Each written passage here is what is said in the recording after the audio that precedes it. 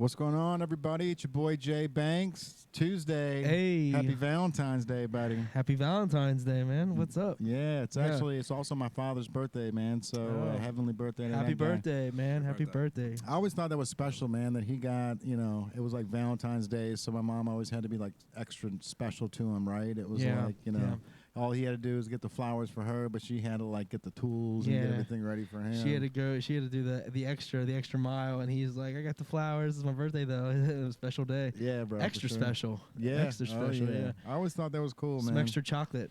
I had a buddy that his Josh Densler, rest in peace to him, man. But he had his birthday was on February 29th, and he was always a goofball. So I never believed him until he got his driver's license and actually showed me. Because my birthday's March 1st, right? So he was like, no, bro, like, because he would always celebrate it, on March 1st, and I'm like, bro, like, why you gotta spoil my day by celebrating on the same day? Like I would, if I was February 29th, I would always celebrate on February 28th just to get it over with. Right? Yeah, you know what I mean. Get it a day earlier, or just get the pick, whichever one's a Friday or Saturday. Right. You know what I mean. Leap year birthdays. Yeah. So it was like what, every 4 years or something like that. Are we in a leap year now? I don't know. I don't check the calendar. I know it's people posting stuff on the internet. Throwing curveballes when we don't have a producer on us. No leap year. 28 days. Yeah, but this episode is gonna be super cool, man. So we've got one of your friends that are man. Here, old homie. Yeah, it's awesome to hear, man, because you've been talking about him for a while. Yes, and sir. Bro, the second that we turn these cameras on, there's one Nat that just goes around, wants to be on the podcast all the time. And I just got him. There he is. So so rest in peace. Nat assassin. Nat assassin. 15 seconds of fame's over real quick. There he is, off the camera. But Yung Mosh, man, what's going on, brother? Also known as Wes. What's cracking? What's up, y'all? How you feeling, dude? I'm feeling good. Happy to be here. Yeah, you look good, man. I man. love the dreads, bro. I keep telling my wife, it's like I don't know what I want to do with my hair. And I keep telling her, it's like, I just want to dread it. And she's like, man, you do not want to dread that. Like, it's just going to be too much. Because I'm always scratching my scalp and stuff, man. So it's like, once I go down that route, it's like, all right, then I've got to commit to it. But it's like, I'm kind of in, man. I just don't want to be like looking like I'm like a culture vulture. You know what I mean? Yeah. I've got that long hair, bro, and it's like this Italian like horse hair, bro. So I can't do anything with it other than just cut the shit off. Yeah. So, I mean, I still think you should do that epic photo shoot. You got the look, man. Do a Renaissance shoot, something cool. Yeah, for man, sure. With the shield. Definitely. Oh man, I think definitely do something cool, something epic. Yeah, got to do something cool. Jessica, take care. Jessica Wiggins. Oh, she would do an epic photo shoot. Oh yeah. Oh man, she's the best, man. For she's sure. Especially she's got that like dark and like dingy like kind of dark but bright colors. Like she really pops on doing the editing. That's what you don't realize, man. Is like when it comes to all that stuff, it's like when you take the photos, that's the easy part of the business. Like what's happening, what's wrong. But doing the editing and going in and make sure every photo looks par is one of those things, man. It's like not everyone's cut out for that. You know what I mean? You can, especially with people these days, they got their phones that do all the editing and the portrait mode where everything's already blurred out in the background. So now people feel like professionals just because you got a cell phone on you. Yeah. Yep. Literally. Really though. With editing tools that we have now, you can make a average photo amazing, and you would never know that it was made on just an app that just does it in 2 seconds. They have like a magic. Yeah, a lot of the time a magic button, and I use my phone. If I'm the editing on the MacBook is one thing, right? But there's a lot of stuff that I can do right on my phone with an app that I bought for $5.99. A year or 2 years ago that I can do a quick edit or do a masking and pull. The iPhone's new update with that masking is crazy, where you can just touch like your face, and it'll just pull you right out of the background. Yeah. Like that's impressive, man. Yeah. Like that's something my wife was like. She was like, I don't know what I would use this for. I was like, I need it so bad. Like I almost updated my phone to the iPhone 14, but then I was like, you know what? I bet you can just. That's got to be like an iOS update. So yeah, bro. So it was like I was willing to go and spend the extra $1,000 on the new phone just to have that feature, because it's like, and as an artist, man, like I'm always trying to pull the hats out of photos and then got to use them for the website. So something like that's like super key. Yeah, yeah. I mean, they're getting to the point where you can literally take the photo and, I mean, they're advertising it on commercials where you just edit it real quick and can remove anything background. And, Yeah. you know, they have like the wedding proposal and there's someone in the background on a skateboard. Take them out of that real quick and the photo, it's like it never happened. You can Yeah, that's crazy. That was just at one of the commercials on the Super Bowl. Yeah. Yeah. And that wasn't the iPhone though. That was Samsung or Google. Yeah. But I mean, if one can do the other, they will get it. They'll get it. Yeah. Yeah. It won't be much.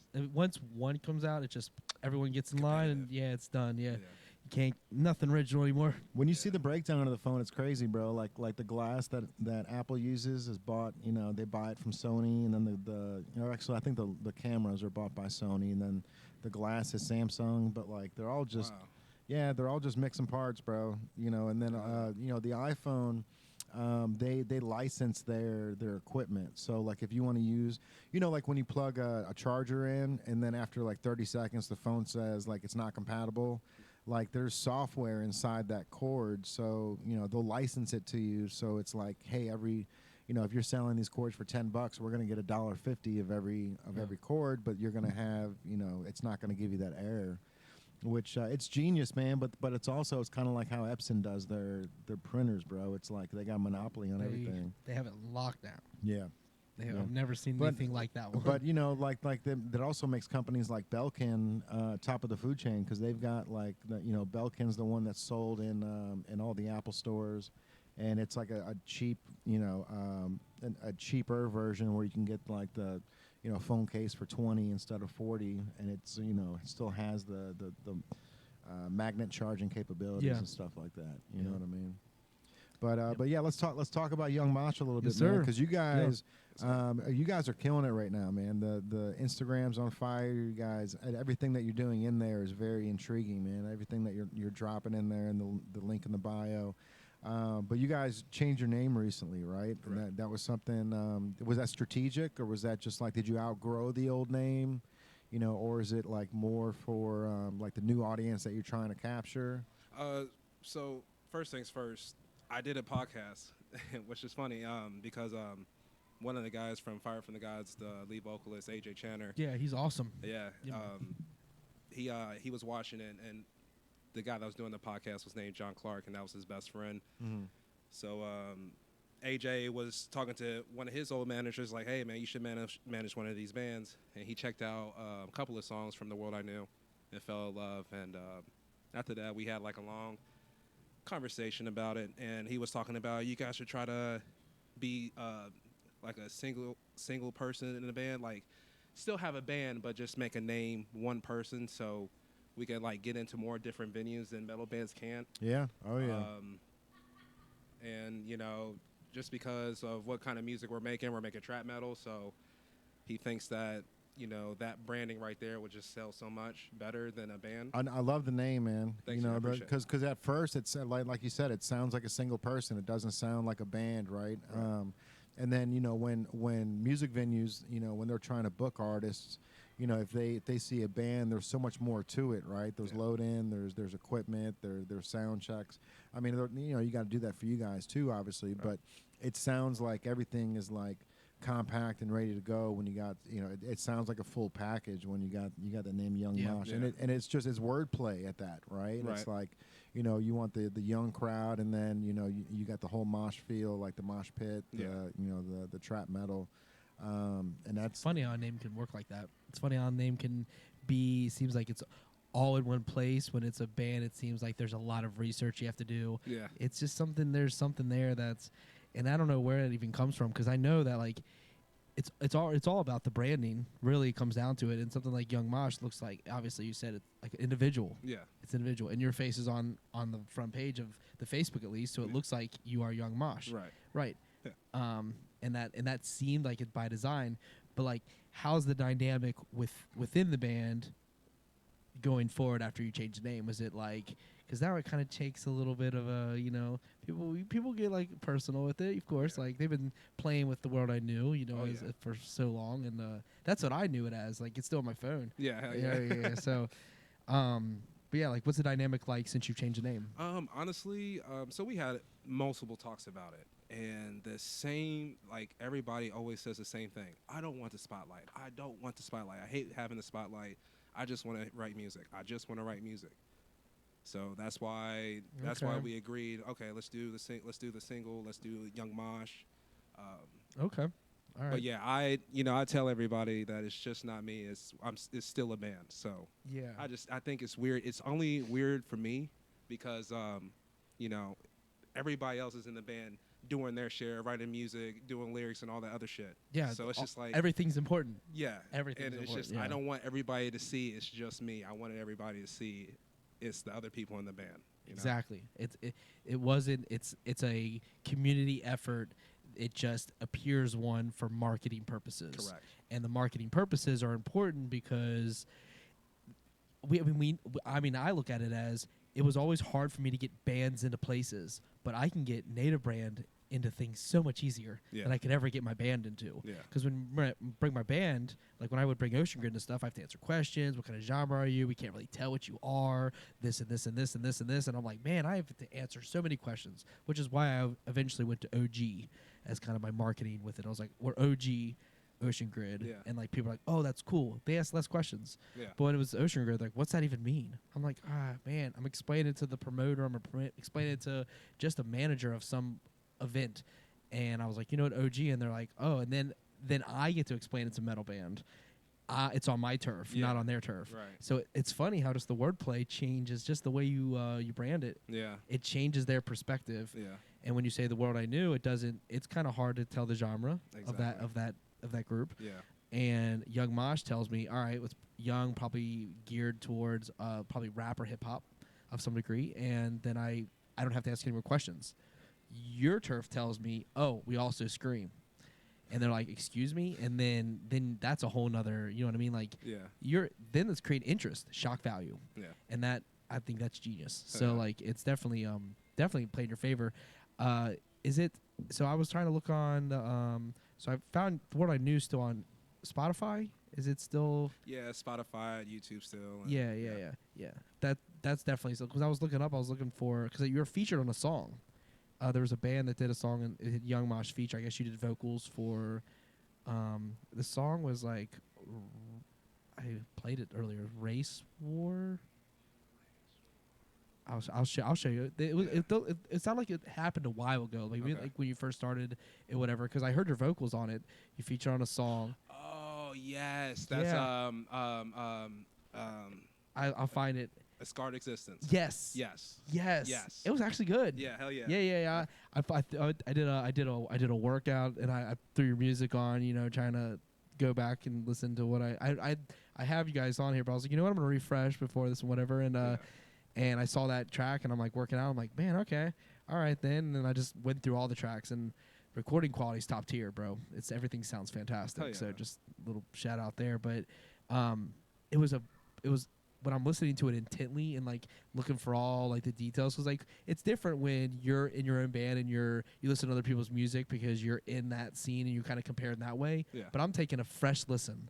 You know what I mean? I have nothing to compare anything to. There's no relevancy in my current music, so I'm like listen to all the intricacies and like super solid. Producer did fantastic. Hell like yeah. everything's solid. Yeah. I'm not sure if you guys do that all in house or not, but it sounds great. Hell yeah. That was awesome. So Thanks, man. yeah, for sure. I hadn't given a listen in a while, like until this had come up, and I was like, I wonder how even like what the new stuff sounds like, because I was looking for some new stuff as much as I could find. Yeah. Are you guys gonna put anything new out for this event at Energy, or is it like old stuff, or what's happening? Well, no, we're gonna play as Yung Mosh. We're gonna play all the new stuff as Yung Mosh at Club Energy February 19th. Okay, yeah. Yes. So new stuff. That's cool. But I am going to say this. I haven't said this on any platform or anything, so this will be the first platform that I say this. All right, exclusive. Yeah, we will be releasing No Hate April 21st. Okay. Yes, sir. Awesome, You man. will be releasing No Hate. Yes, sir. April 21st. April 21st. And that's the first time I said that. And that's going to be on Spotify, It's iTunes, gonna be everywhere. on all that. Oh, yeah. Cool, And man. No Hate is just a track with a video. You can have a video with it. Oh, yeah. Yeah. Yes, Okay. sir. Yes. Oh, yeah. So what is No Hate about? We're going to put it on play it or skip it. We got to bring Yeah, that we're, back, bro. we do a little segment called Play or Skip It, and we play the artist's music video behind us on a green screen, Okay. and we just kind of review the video. Okay. For the first time. Yeah, so, for the first so time. you can see our reaction as you guys watch the video, but right behind us on the green screen, which is pretty cool, man. Okay. Yeah. So, no hate is just not taking shit from anybody, living your life, stacking chips, getting bread, pretty much. Just living life, man. Living life. Do you. Okay. Do you? All right. Okay. Yep. Fuck the haters. Fuck the haters. No hate. Exactly. Heard. That's cool. That's cool. So debuted April 21st. 21st. Yes, That's sir. dope. Yep. That's awesome. Can't wait to hear it, Yeah, man. man. Yeah. So this event at Energy Nightclub, man. Now that's Energy's been going strong. We were talking about that, like Danny Scott's owned that for a while. So it was Pulse Nightclub before it was Energy, but it seems like it's just gaining more and more steam. It's like it's not slowing down. Like people have doubled down on how much fun they want to have there. They are. They're. I mean, that place is every huge, weekend, yeah. bro. It's like it probably holds like 1,500 people, like total, like with both rooms and the balcony they have. And so you're in this whole event. It's like there's like 20 artists that are involved, right? It's not just Yung Mosh. Yeah. So it's going to be like a whole music festival. Yep. That's going to be down there. 2 stages. Yep. Right. Yep. 2 metal bands are us, including another metal band, and the rest are going to be hip hop artists. Oh, cool, man. Yep. Are you stoked that you're one of the only like hardcore bands in the mix? I mean, kind of not. I wish there were other bands were playing, but what Andrew was saying, the selling the brand is just different now. So now we're going to be playing with rappers instead of bands. Because, Right. The Yung Mosh. So I got to get used to it. And honestly, the first show that Blacklight did was pretty awesome because we were just the only band that played. And it was very successful night. So yeah, I guess you could say I'm really stoked for the night. You should be, man, because that's one of those things when you can team up and like cross genres like that.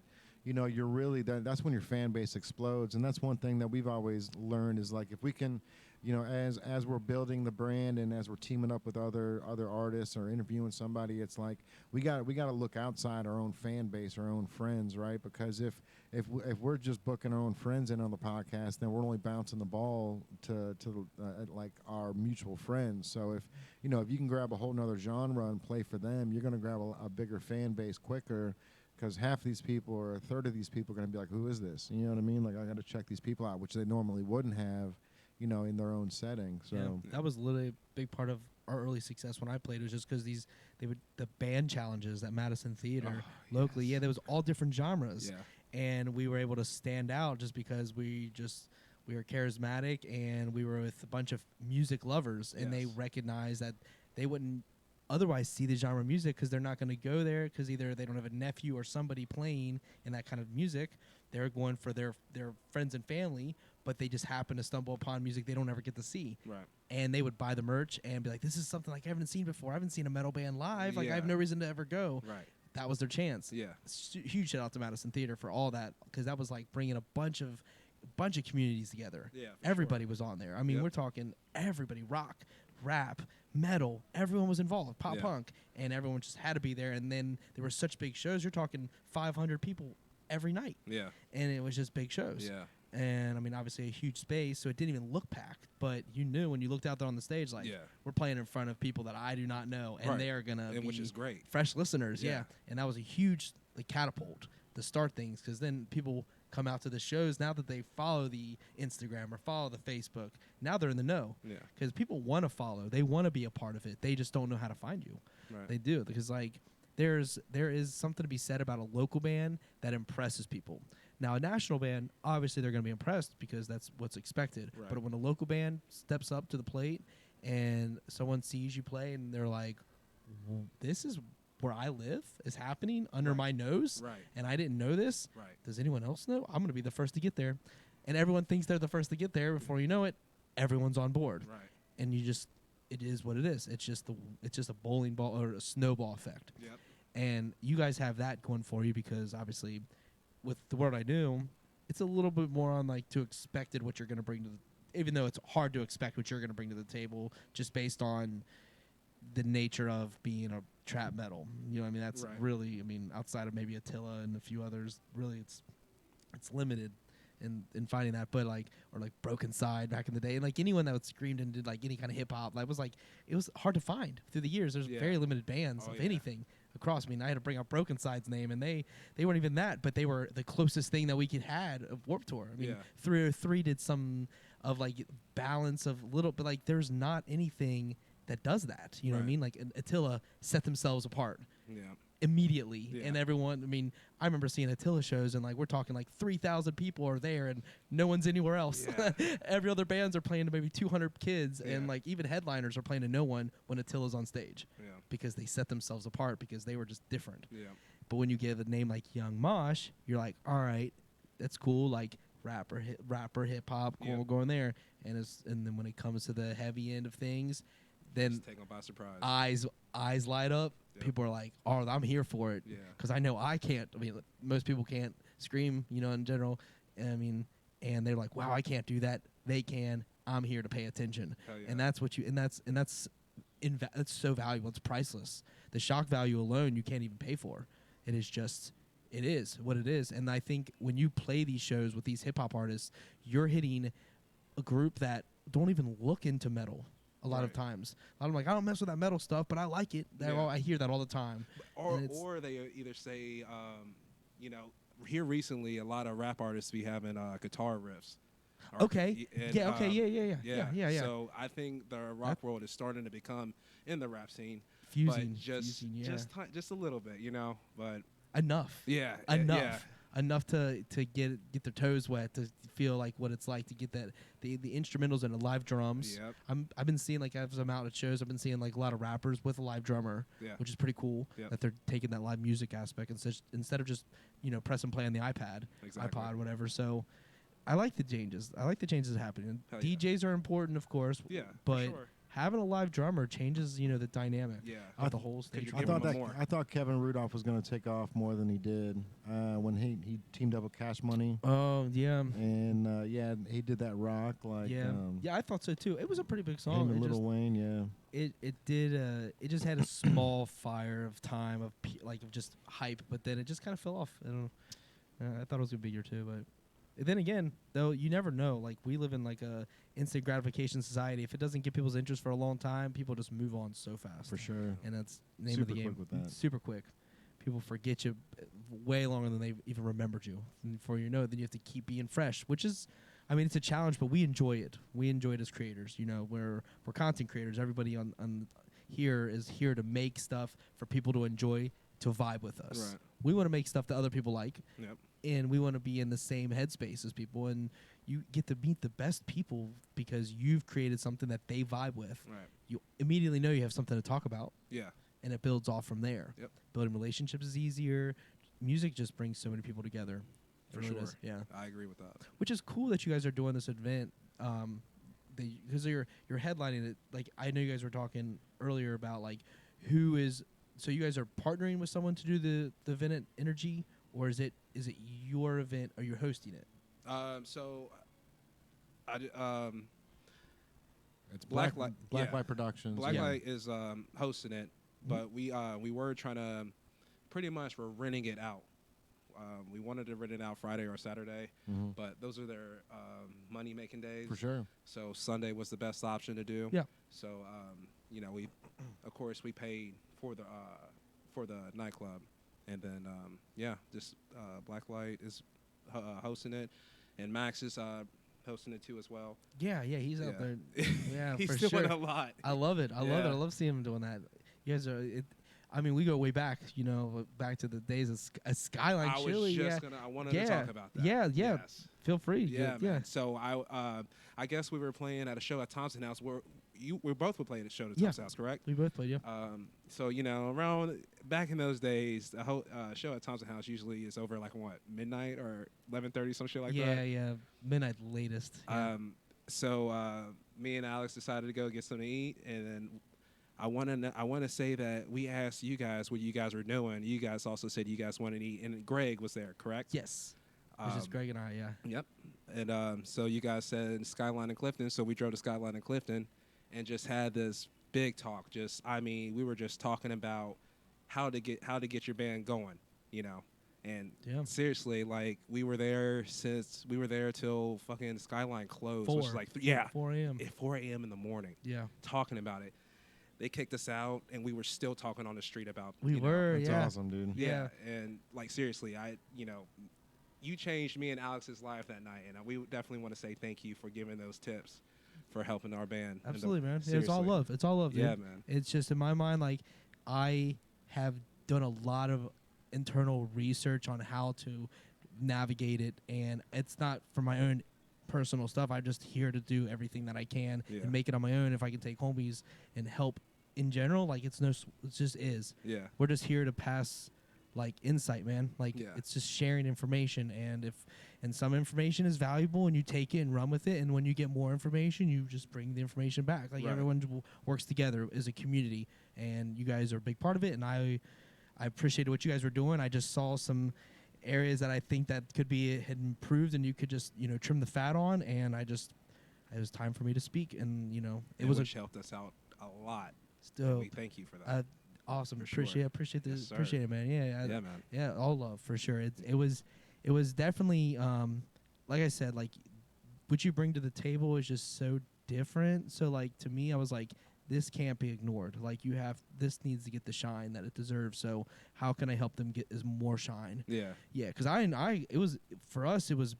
It wasn't hard to get the shine. What was hard, it was maintaining internally. Yeah. Internal was our problem. Yeah. It wasn't the external. It was easy to get the marketing out. Dude, I had that you were locked in. hustling your ass off. I just remember you hustling, dude. Yeah, so all the time. Yeah, Non-stop. yes, Can't stop. I know. No one's gonna do it for me. Yeah. Yeah. You were hustling, so yeah, for sure. I spent a lot of time on that computer messaging people individually for hours and hours and hours. Individual their names, what they liked. I would look at them like, hey, you like Black Veil Brides? Well, our drummer used to be in Black Veil Brides, and I would literally go find out about them through the social media, send a personalized message, and build relationships by the thousands.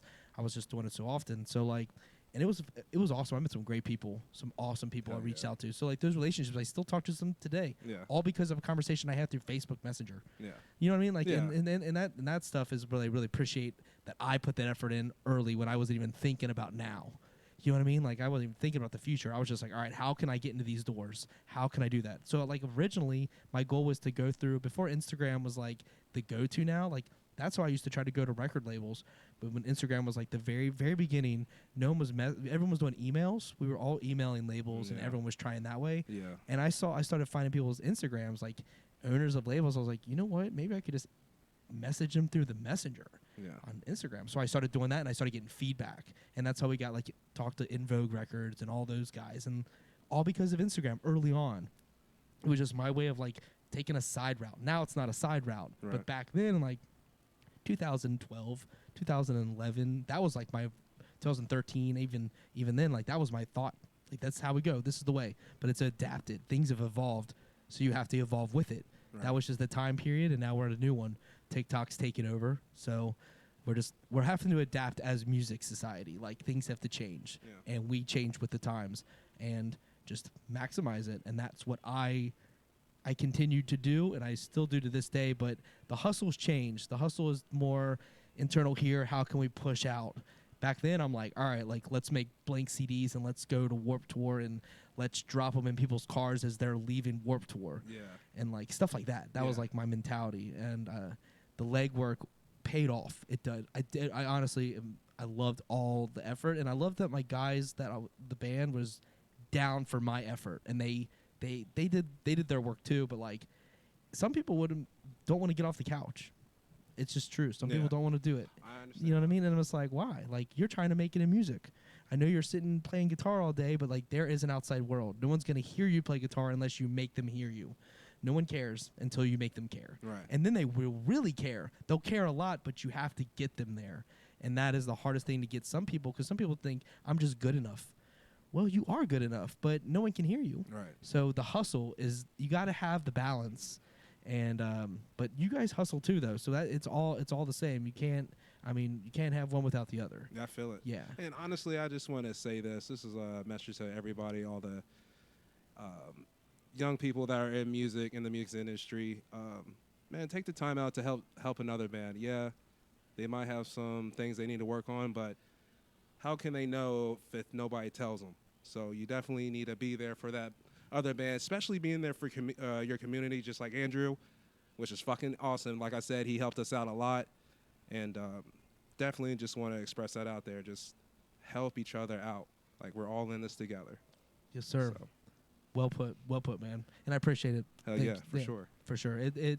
It's just like you said, help another one out, and it was like it wasn't even something I was thinking. I don't look at things as competition. Yeah. There's enough mouths to feed. I don't see other clothing brands, anything as competition. We're in our lane and we go at our lane. If I'm worried about what you're doing, I'm not focused on what I'm doing. So like that just doesn't get me anywhere. 100. To be worried about what you're doing, like, man, like, I appreciate what you're doing. Keep doing what you're doing. But if you're worried about me and you may be talking shit or something, you are putting too much energy where you are wasting your time, man. Because your shit talking is not affecting my wake up and go to bed. Right. I promise.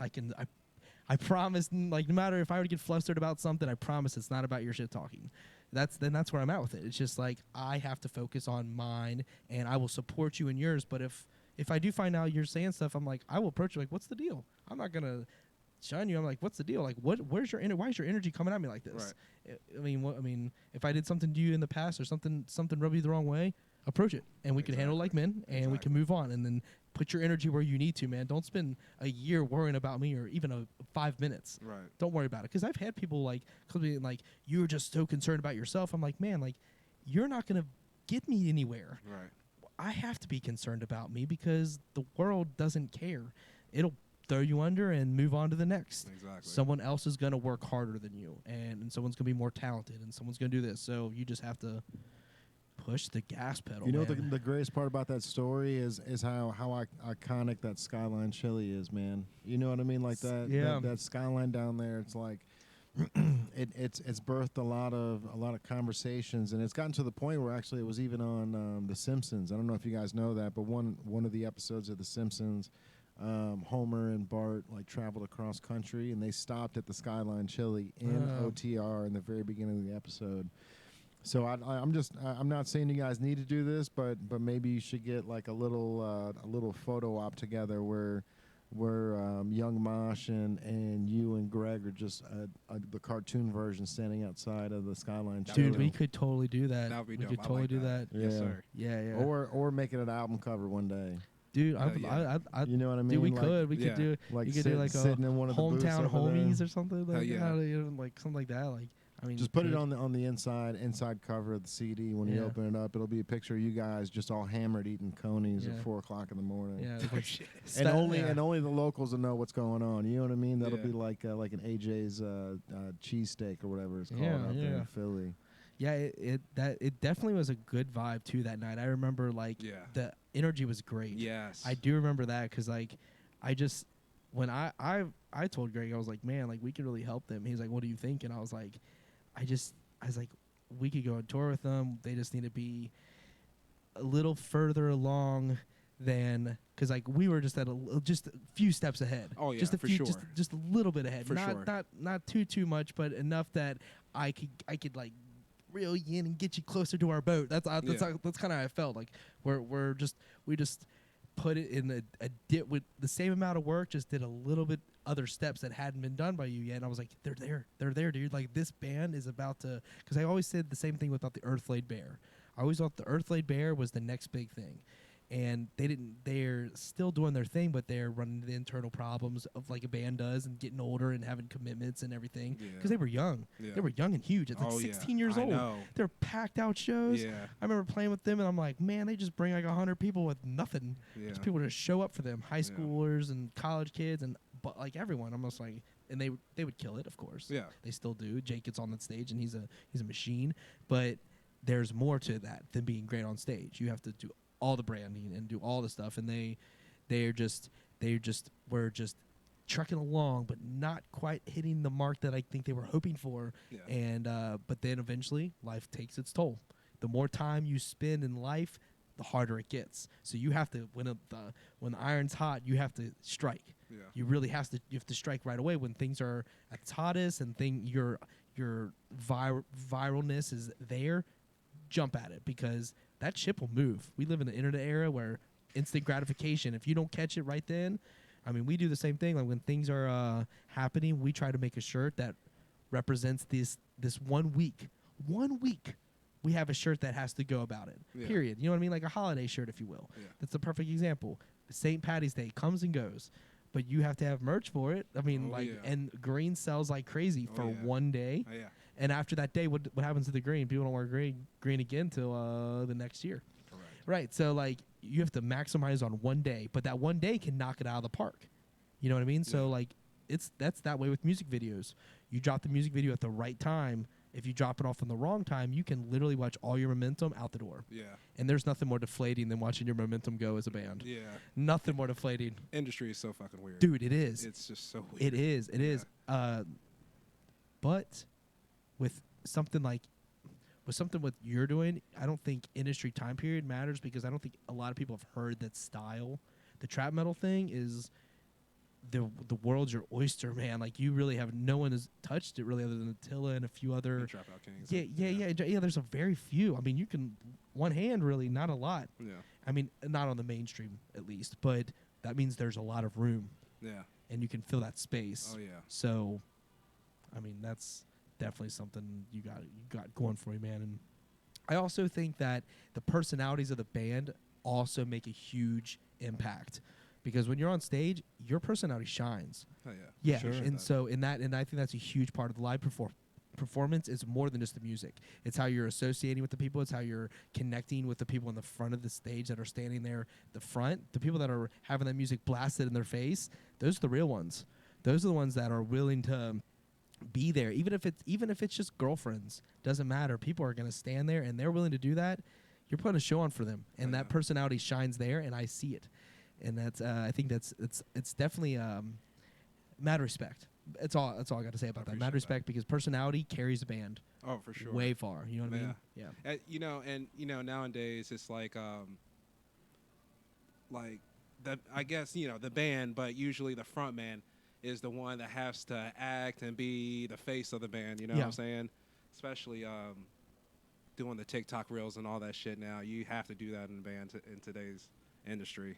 It's a lot, so. And that's something you guys were talking about earlier, man. It was like, 10 years ago when you were, pushing CDs and stuff. It's like it's a whole nother demographic now, or a whole different beast. Where it's like, 10 years ago you were shooting for the record companies and trying to get signed. And now it's like, and now it's like instead of the phone calls, you almost have to double down on TikTok, and then wait for one of those videos to go viral, and then.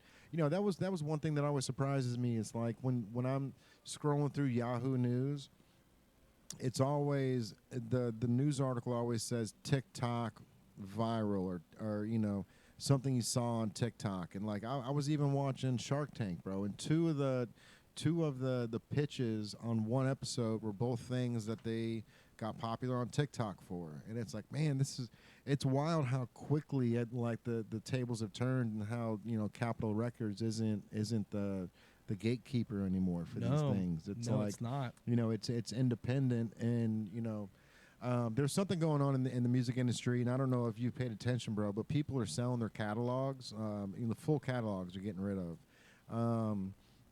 And a couple weeks ago we were talking about it, and just last week.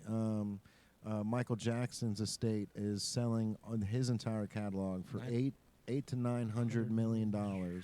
So, and that's after Justin Bieber just sold his, Cher sold hers. Who was the one that kicked it all off? Bruce Springsteen. Bruce Springsteen. He wasn't the one that kicked it off though. Maybe it was Bieber that just sold it. That made us start. That was the big one. But Bruce Springsteen did it a while ago. Yeah, Bruce Some of these guys Springsteen have been did selling it. off like last year. It's not even just now. Right. They've been doing it for a minute. But I, like me personally, I think that like deep in the music industry, I think they see a change coming. And it's like, hey, the legalities that you used to have over your music is going to be tainted by, maybe this Chat GPT or this voice AI where you can just type in, rap a song about peas and carrots in Drake's voice. Yeah, and then all of a sudden, the Beans one, that was amazing. It was crazy, and it sounded like Drake. So like the whole thing was done by ChatGPT. So AI completely made a Drake song, That's scary. and it sounded perfect. It's That's scary, yeah, but that's one of those things where it's like, is that the reason why people are dumping their catalogs for as much money as they can? Because once they sell their catalog, then the smart thing to do for whoever bought it is to license it to Paramount Plus. Yeah, put it get in it on movies, commercials, yeah. get it in movies, get Yeah. it on. That's definitely what they're going with. They might even do. It might even start going to the thing where they're going to put it in like go into the VR and augmented reality, and they might start instituting music into things that we don't even know about yet. So not even have experience with. I mean, yet. they're going to have to if they're spending Yeah. $900 million They've gotta have a on a plan. catalog. Yeah. They better be building like a Michael Jackson bar in the AI realm. like a music VR, like the he's performing in AI like the metaverse probably. yeah, like Yeah, like a bro. Michael Jackson concert in the metaverse. Yeah. And I mean, then- that's smart, man. Because if you can capitalize and have the only bar in the metaverse and have it like in Miami, but anybody can travel virtually through the metaverse, and that's the only bar that you're going to be able to go and listen to Michael Jackson or virtually see him. There's definitely ways to make money on that, but why is everybody dumping their catalogs? These people that still have money to leave on the table, like Justin Bieber. You know what I mean? Like for him selling his catalog now, he's got a lot of songs that are still bangers and still playable for sure. I can't figure out why fully because I don't think we're there yet. I think we're gonna find out like a hindsight thing, like, oh, this makes sense why they did that. Of course, obvious. We should have thought about that when we were talking about it. So who's winning in this situation? Is it the person selling the catalog or is it the person buying the catalog? I think the person buying is taking risk. So I think the winners. I think the winners ultimately the person buying because they are going to, as long as they keep it relevant. It's all about keeping the discography and the artist relevant. So as long as the person stays relevant, their catalog stays valuable, and that's Who makes the money when I get to choose a Drake song on Instagram? Does Drake make a couple pennies off of that? Like 5 cents or something like that. It's like some like you really get I'm pretty sure how it works is you even get paid if you perform your own song live. You even get paid back to yourself. Like it's like because I'm pretty sure when Taylor Swift played her songs live, I was reading this one thing that it said that she gets paid for performing her own songs essentially Because she owns the right to her catalog. Yeah, so like she's getting paid to perform her own song even though it's pennies. She gets royalties. Exactly. Over it. So I think that because Justin's going to continue playing his songs live. I mean, assuming he's going to tour any of these guys. Someone's going to tour. Someone's going to tour that sold their catalog on their own music. But the person making the money off that is no longer the person performing. They're just now doing a cover of their own song. So does that make you as a performer, right? Like if you sold your catalog, would you still want to play those songs, or would you be more apt to come out with another 200? I was gonna say I would just make new music and just let the person put their songs in movies and commercials and virtual reality concerts. So you think Bieber's the one that came out ahead on this deal? How much you sell it for? 200 mil? Something like that? I don't know the number, but it wasn't as high as I thought it would be. No. Yeah, I mean Michael his entire Jackson, catalog? 900 million for Michael Jackson's. Yeah. Jeez. I wonder if that includes Where's that money coming from? Because Where's it going? he owned the Going, Beatles right. too. It's like 5 houses. He owned the Beatles, the rights to the Beatles album. Yes, So yeah. I wonder if that was part of the deal for that 900 mil. But like I said, if we go metaverse on it, and somebody recreates like the Moonwalker bar, and there's definitely some longevity there to make some money, bro. Like, what if it's just a $5 entry? Like I don't know how the metaverse works, but there's definitely ways to capitalize on it. Yeah, I think it's eventually going to be where instead of you're not going to have to put a credit card stuff in. There's going to be like essentially an Apple Pay in there, and you'll be able to pay for things for easy and get it like That's make the it trick, seamless. dude. Yeah. That's the trick, man. Go try to spend $200 at a grocery store and spend cash over like running your credit card or running just a debit card. When you start pulling out the 10s and 20s, you're like, man, I need to cut back on what I'm spending here, bro. Yep, because you visually see it. Yeah, but if you drop that debit card in there, it's like, oh, there it goes. Like, Yeah, whatever. Yeah, out of sight, out of mind. Yeah, yeah. But that's. I think that's the future to things, man. Like when Fortnite definitely put everything into perspective when they gave the game for free, and then you could buy the add-ons, and then the add-ons equaled, I think on average, each player was spending $82, which is, you know, the price of the game is $59.99 if you're selling it through PlayStation. Yep. So that was such a smart move on their part, because then you can let everybody get the game, and then, you know, you're still making money with these add-ons and stuff that these kids want to, you know, want to purchase. Any of the skins or mods or anything like that. Yeah. With the store thing, who is it that is doing the store where you just walk out and it just cashes you out as you walk out? Is that Amazon? Amazon? Yeah. Amazon started it. stores. Yeah. So Amazon started it. I think Walmart's got them in a couple cities now, but it's all like there's some type of I don't know if it's a weight system or a camera. I'm sure it's a camera system.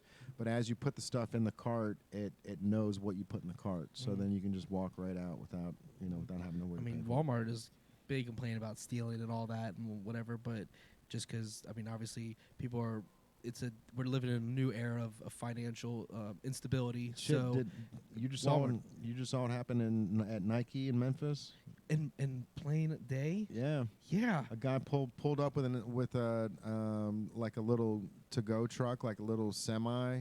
It looked like it might have been just like something like a U-Haul or something. Backed right up to the door in broad daylight, hops out with a little security vest on, and starts throwing skids of boxes in the back of this thing while the employees are just looking around like, what is going on? Like, he was just acting like he was just there to pick up an order, bro, but just like cashed out. Like, I don't know if he actually got away with the stuff, but, you know. I can't imagine actually getting away. There's too many cameras in the world, but you never know. If you have a plan to ditch the truck and get another alternate vehicle, you could probably get away. Yeah. I mean, I'm sure he's gonna do an alternate vehicle, I would assume, because he's got to know he's on camera. He's not gonna his license plate and everything. So yeah, but to what you were saying with Walmart, I think they were actually trying to crack down on something. I don't know if I feel like I read something a week or two ago about the theft or something that's happening. They busted a girl for like stealing formula or something like that. The article made it look really bad because she was just trying to feed her kid, but like still stealing. So like it's a really odd time we're living in. So I think Walmart's definitely going to take that route, just like Amazon. Like you're going to have your card attached or something, but I don't think you could pay cash that way. You'd have to do an Apple Pay away or some kind of like scan. Like right. Like you plug your card right into the cart. Maybe that unlocks the card or something. Yeah, just like the Red Stadium or the Bengal Stadium, they don't take cash no more. It's just all card. It's just. I've got a theory behind that, man, because I don't like the places, me either, bro. But the places that do take cash, if you pay attention, bro, like I'm getting wrong change all the time, and I really think that there's just a decline in the caliber of people working the registers. You know what I mean? So it's like, look, if we can just eliminate cash, then we don't have to worry about giving 20s back or, you know, somebody slipping the register and trying to take some cash out of it. And also, like, even like if you give mischange in coin, if you give someone 10 cents less per transaction, those every 10 day, cents adds up. Oh yeah. Like exponentially when you get to the end of the year, and then companies spend hundreds of thousands of dollars to save pennies. Yeah, you know what I mean. Yep. They do it in every industry. Literally, like my dad worked for AT&T, and that was his job, is just to make sure the data and like analyzing. They were just making sure pennies were in order. Yeah, and that penny nest egg is just millions of dollars of just pennies. So it equals millions of dollars, but it's like fragments to get to that million, and they're just recouping that money and then putting it in a bank account and you know, doing what they will with it. But like those are whole jobs. Yeah. They're just watching the pennies. You know, I tell you what, man. There's if you have like a Sam's Club card, you can download the Sam's app, and you can just scan the items as you throw them in the cart. Like it's not as privy as what Amazon's doing, how you can just toss stuff in the cart and then it knows what you put in there. But how convenient is that? Like, because, you know, on a Saturday, bro, it's like I don't want to go to any of these places, especially drive to Florence and go to Sam's. But as I'm walking around with the cart, if I just consciously just have my phone in my hand, I can scan the QR code, boom, put it in the cart, and then I can't like check out. My debit card's already attached to the app. And then I just have to wait in the line to get scanned to get out. So it's like, I'm cool with going to Sam's on a Saturday because I can just at my leisure, bro. I can just scan the stuff, and and I know that hey, I can bounce now if I want to. Like everything's in the cart, everything's paid for, and the conveniency of that is next level, bro. So being able to just toss the stuff in the cart, like that's gonna do two things. That's gonna make people overspend. You know what I mean? Because you're able to just you're able just to toss stuff in the cart and then boom, cash out where you're not worrying about. How many 20s you're throwing into it? Yeah. Yep. Yeah. It's and not having to deal with pulling everything, putting it back out on the belt. Oh, the register. Yeah. Those are things that if you can eliminate those, it's going to go so much further than you realize, bro, because just that extra 5 minutes of taking everything, like a 24 pack of Dr. Pepper, keeping that on the bottom of the cart and having to put it on the register. People, like, a lot of times I'm thinking about that. It's like, because I've got stairs to walk up when I get home, so it's like I'm going to wait to get the 24 pack because I got to carry the milk and the water and everything else. Dog food for me. Yeah. If they don't have a gun to scan, it's such a hassle to scan that dog food because I have to buy a 50-pound bag. I have 3 of them, so yeah. And then you're up there trying to get it in the little 4x4 window. Right, and it's always bins, and then like it's a shiny bag, so the light. I'm just like trying to scan it, so I just keep it on the bottom, and I have to buy it from Walmart. So like. They don't carry the dog food I need at Kroger or anywhere else, so just Walmart. So I make the trip to Walmart once a month, whatever. Otherwise, I'm going to Kroger for my groceries. But like Walmart is chaos every time I go. Period. Every time. Like I go when my daughter's in preschool. So like I need to take you to Sam's, bro, to get some dog food out of there. They've got a big section in the back. I would love to. 300-pound bags. I would buy as big a bag as they got a 5. It'll all get 8. I promise. No matter how much I buy. Worth. Yeah, dude. These dogs. That husky. He just. I bet. He bullies my little like wiener dog out of the way for the food. He's like, "Are you done yet? Like, are you done, Howard? Like, I'm waiting." He just waits over him, and Howard like takes his time because he's old and have to chew it up. I have to put water in his food, and once he's done, Coda's just watching over like a shark. Wait, as soon as he walks away and lifts his lips, Coda, his nose is in that bowl, and he's at the bottom. And just it's done in 2 seconds, and he's gone. I'm like, take some time to taste it, dude. Like nobody's there. Right. But they eat so much dog food. I could buy a 500-pound bag, and it'd be worth investing in, because like, dude, I feel like I buy food because they went from 50-pound to like 46 pounds. They've like limited it. Like it's more just money for them. Yeah, but they priced it higher by like $1. It's like, all right, whatever, Walmart. Did they change it on the bag? Did they change? Yeah. They put it down to 46 pounds. Yeah, it was 50. I promise. Yeah. I know. I mean. Oh, I'm sure you know, because when it comes down to the very end of this, you're like, wait a minute, man, I got like 3 more days left of this stuff. Oh, What's 4 happening? pounds goes another week. Yeah, long. Like 4 pounds is. I mean, that's a lot of food. I mean, we're talking at least they did the right thing and changed it on the cover. Yeah. And they did it just enough where you probably don't notice. Maybe it's the same size bag. It's just a little bit more air in there. Yeah. I just did notice that when I saw it said 40, because I remember slick bastards. 50 is a number, when it said 46, it caught me off. I'm like, why is it 46? Like, well, yeah, I mean that's got to be like it. You're typing in 50-pound bag if you're trying to buy something off Amazon. You're not typing in 46-pound bag. Right. So they did it entirely intentional, but I noticed it because it used to last me 1 month, 1 week, and now the bag lasts me exactly a month. So it's like 1 week, but you're thinking like if you buy 4 bags, now it's an extra month you're getting technically for that 1 month, 1 week. So like on a financial bag, that's a whole other bag every 5 bags that I have to purchase. It's 30-pound bag, $30 bags. So it's just, but dog food, like, and that's not even me eating it. That like my life doesn't change at all. They're just eating food. You know what I mean? Like, so it's just an expense. And but they know what they're doing. They've done that with a lot of foods. A lot of things are getting lesser, and they're raising the price. Oh yeah. You know what I mean? Like, so we're in that era of I don't know when it's gonna end though. I feel like at some point there has to be a tipping point where things just level out and things just go back to a normalcy of some sort. Yeah. Where we can't be continuing this. Like everything's raising in price and you're getting less of it. People aren't making more money. There's no more money available. What are we supposed to do? So. and bands in the situation with you guys, like it's the same thing. I bet your producers are getting more expensive. Oh yeah. Are they? Yeah. Yeah. For sure. Yeah, for sure. I bet they're getting way more expensive because my God. people are valuing themselves more. The guys are recognizing that not everyone can produce, because there was a time when everyone was producing. Yeah. Now the best are kind of separating themselves. The pandemic really, separated the men from the boys, if you will. Yeah, for sure. Because pandemic, definitely. You can come into Zigrig if you want. You're part of the story. You're part of the story, man. Yeah, we were talking about you earlier, bro. Yeah. Come in. Come up here, bro. Come up here. Yeah. Grab a liquid death. Yeah. Go for it. Yeah. But the pandemic, like, I think it really exposed a lot. I think because we had nothing. There was no one coming to shows. There was nothing happen externally. Everything People gave up quick, bro. gave up quick, bro. Gave up quick. Bands and that ended. Literally. It like restaurants closed like within the first 2 weeks. Yep. Like clothing, like there was a couple stores that were like, can't do it. And it's like, what? Yeah. We just signed our lease, bro. Right. We just dove in. I talked about that on the podcast. So I did an interview this morning with Pivot Realty. Man, those guys are killing it over there, bro. Yeah. How did that go? Yeah. It went great, man.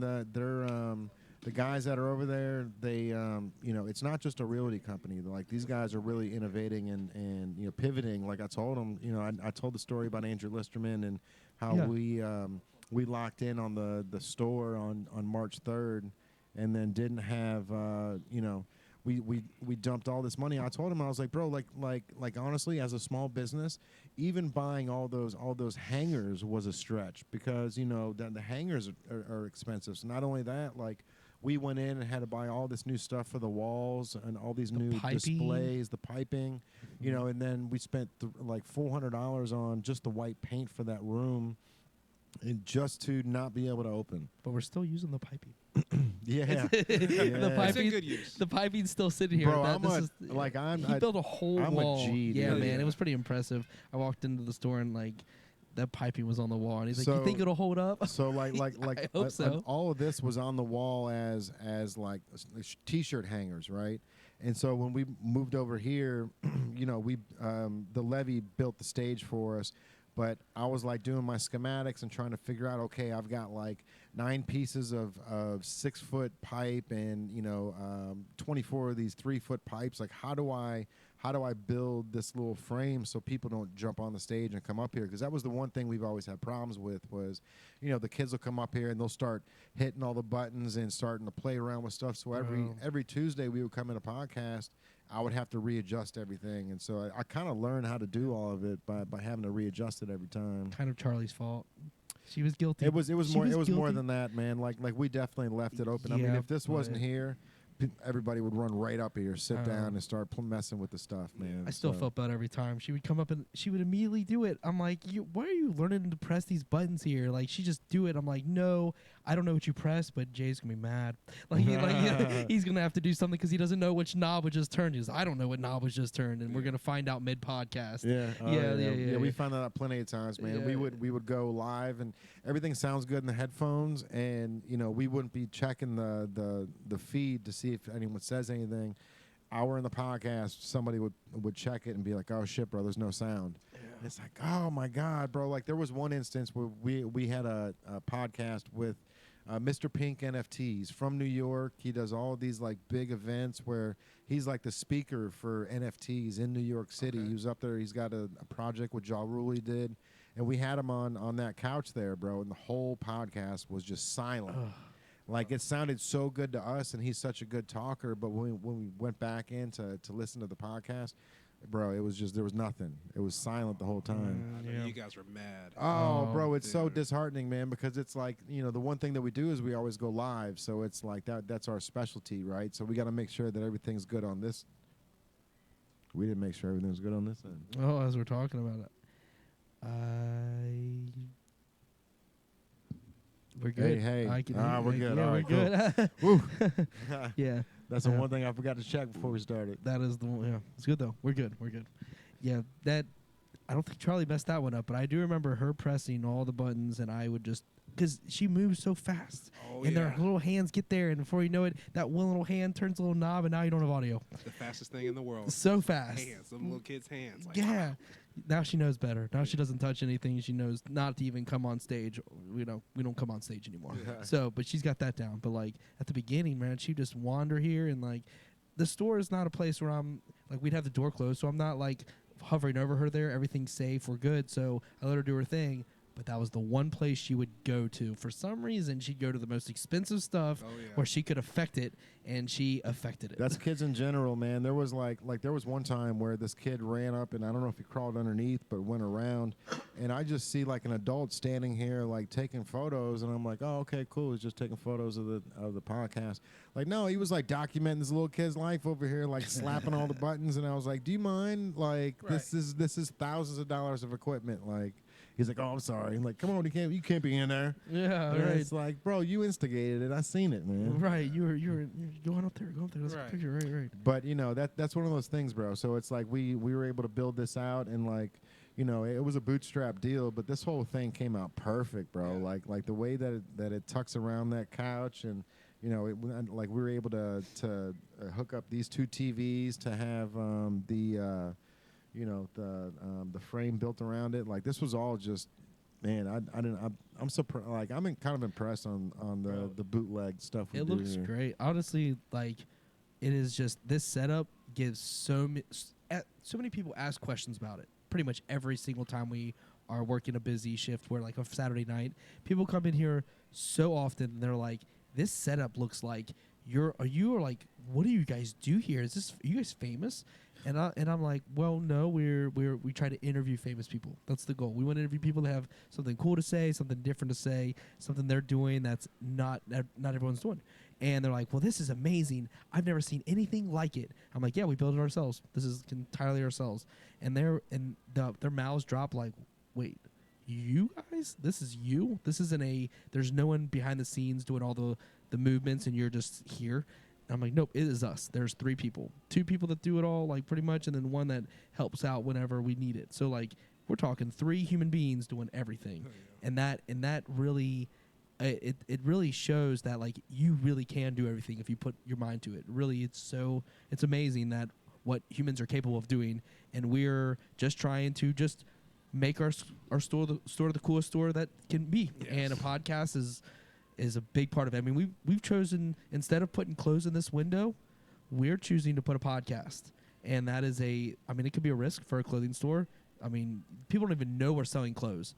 That's the crazy part. People come in here and they're like, what is this? We're selling clothes, but they don't know it. And they see clothing. And that is what's amazing, honestly. Because, I mean, if you walk into any store, you can immediately tell what they're selling. Kind of hard to tell with us. Yeah. And even though we have hats on the windows, we have shirts on the walls, people still ask, what is this? How many stores are asking, what is this? Yeah. That's a unique question. And they're genuine about it. They're not like being funny. They're like, what is this? What's going on here? Well, we sell T-shirts. Like, okay, so you're a clothing store. What's the podcast about? Or what's the setup about? They never mentioned podcast. What do you guys record here? What do you guys record here? Yeah. Do you guys a studio? Do you guys record musicians? I'm a musician. And then they get to talking. And it kind of opens them up. It's perfect, bro. Because when I was on that podcast earlier this morning, I told him, I said 150 square feet we allocated for the podcast, and like Kenwood didn't like they despised the fact that we had a podcast. Like they were literally like, you know, what is that equipment in the window? Are you guys broadcasting out of Kenwood? Because that's illegal. We're like, not yet. Not yet. But we're about to. But they threatened to terminate our lease, so we had to pull all the podcast equipment out of the window. Damn. But the levy was like, bro, man. Like they gave us a thumbs up and doubled down on it. And for us, it's like people come in and right away they ask, what is this? You know, if there were 3 mannequins in the windows with clothes on, like nobody would be asking us a question. And that's the hardest thing to do, is to get somebody to talk to an employee these days. So for us, like they come in and they say, what do you guys do here? It's like we interview local natives of the area. So like right away, it's either they want to be interviewed or they know somebody that wants to be interviewed. And so, you know, it's a great introduction, because then it also lets them know that we're local, that, you know, we're right here, just, you know, we're just pushing away at the clock just like they are. You know what I mean? Yeah. So it's a big advantage for us, especially when the store's open and people can come in and see what's happening, and then, you know, wave at the cameras or do whatever they want to. But it's a it's something that interactive retail that we're doing, like we've never heard of it before, and we're trying to double down on that, man. So the next step this year is augmented reality, which is super crazy. Yes, sir. So we're working Wait on till our we get to own that. native app that's going to have AR implemented into it. So once you hop on the app, you can walk in the store and scan different things, and Fido Dido is going to jump off the poster and skate across the screen, or you'll be able to walk over here, and this will be empty. But as you grab your phone and look at it, they're going to be able to see you guys sitting on the couch or see us sitting over here, and they're going to be able to hear our conversation, even though it's just on the phone. It's crazy what this new augmented reality stuff can really do, man. So that's what we're shooting for. And, bro. and on that note, as a band, I think you guys should really, like both of you, we got Greg Gonzalez joining the podcast now. Hola. Hey, I think Spoke him into fruition, bro. yes sir. I had a feeling he'd pop out. Magic. Yeah, it just happened. We normally do the podcast on it's like we're having the homies here and homies show, but it's all family here. But the augmented reality thing for bands and like how that could be put into like music videos and just in like, because augmented reality is just like you see through your phone and you can like everything around you is happening through the phone, but you're still there. So like we could put like stuff on the windows if you look at the phone, and it might have like some kind of scenic happening in the window, and otherwise you can't see it. So live performance, if you could have like the band has an app, like everyone open your app, blah blah blah, watch our live performance behind us. Stuff is happening as we're performing. That would be sick. Right, you know what I mean? So like that's cool. you could have things happening behind you, and you won't even worry about scrims. You don't have to worry about any setup, because the setup is watch the show through your phone, and people are like, oh, I don't want to watch it through my phone. Well, you're going to miss the performance in that aspect, but you can still enjoy us like a normal live show. We're going to have a show going on, but if you want to see us, playing with our, like, let's say a band has a mascot or something like that, you know what I mean? Like, or some kind of like maybe even do like a like have the music video playing behind and without the sound happening, and you're playing in real time to that music video. Yeah. So you know what I mean? And they can only see it with their phones. So you don't have to bring a screen. You're doing it through an app. Yeah. The Yung Mosh app. Using their phone. Exactly. Yeah, that's what's up. Man, that is where we're at. Yeah. We're not even like, It's pretty rad. yeah, it's already here. Yeah. I mean, you just have to have the The visual. The exactly idea. programmer and everyone to Yeah. get it done, but it's here. We're like, I mean, we're talking that was last year, 2 years ago. Really, augmented reality has been around for a while, so it's just getting It's just it to now the catching on. Yep, it's getting that mainstream feel, getting to the point where people are making it so there's no like lag and glitching and stuff. And technology takes time, but we're with like AI and ChatGPT and everything that's going on with that, we're pretty much fast forwarding into the future. Like right now, like We're in AI's the future. AI's gonna pop off with things. We're gonna have the way it's looking now is technology's gonna times by 20 to 100 because of its own power of AI. So how fast it goes, I bet in 5 years we're talking about Not like even five, dude. Oh, well, 5 years from now, I can only imagine where it's at, but like 5 years isn't a lot of time, really. There's Like a 10-year year. business plans, man. 5 years from now, we're talking the world's going to be a totally different place because of AI. I bet you 24 months it's going to be Yeah, that's because what of I'm saying. how quickly So it's fast. changing, bro. Like, when it comes to Chat GPT, like I think it was only scrolling through about like 30,000 websites or something, and now it's at like already 200,000 Damn. websites. So it's able, like the knowledge that it's increasing is it's exponential, man. way more exponential than Yeah. the human mind can, because Yep. it's just downloading more content and more Yep. content. I do think we're going to run into a time when there's going to be a bottleneck with it, though, and there's going to be something that's going to come and it's going to slow everything. Everything comes with a hiccup. Everything happens. There's always going to be something bad coming with this good. So we're going to see something in those 24 months. Let me. Yeah. So one of the things that people are worried about with ChatGPT and that stuff is the fact that if it's downloading the knowledge off of what people say online, it might be downloading the wrong knowledge, right? Because it's listening to everyone's speech. Yeah. And bro, the other day I should have recorded it, and I don't know if it's gonna work now, but we might want to try it.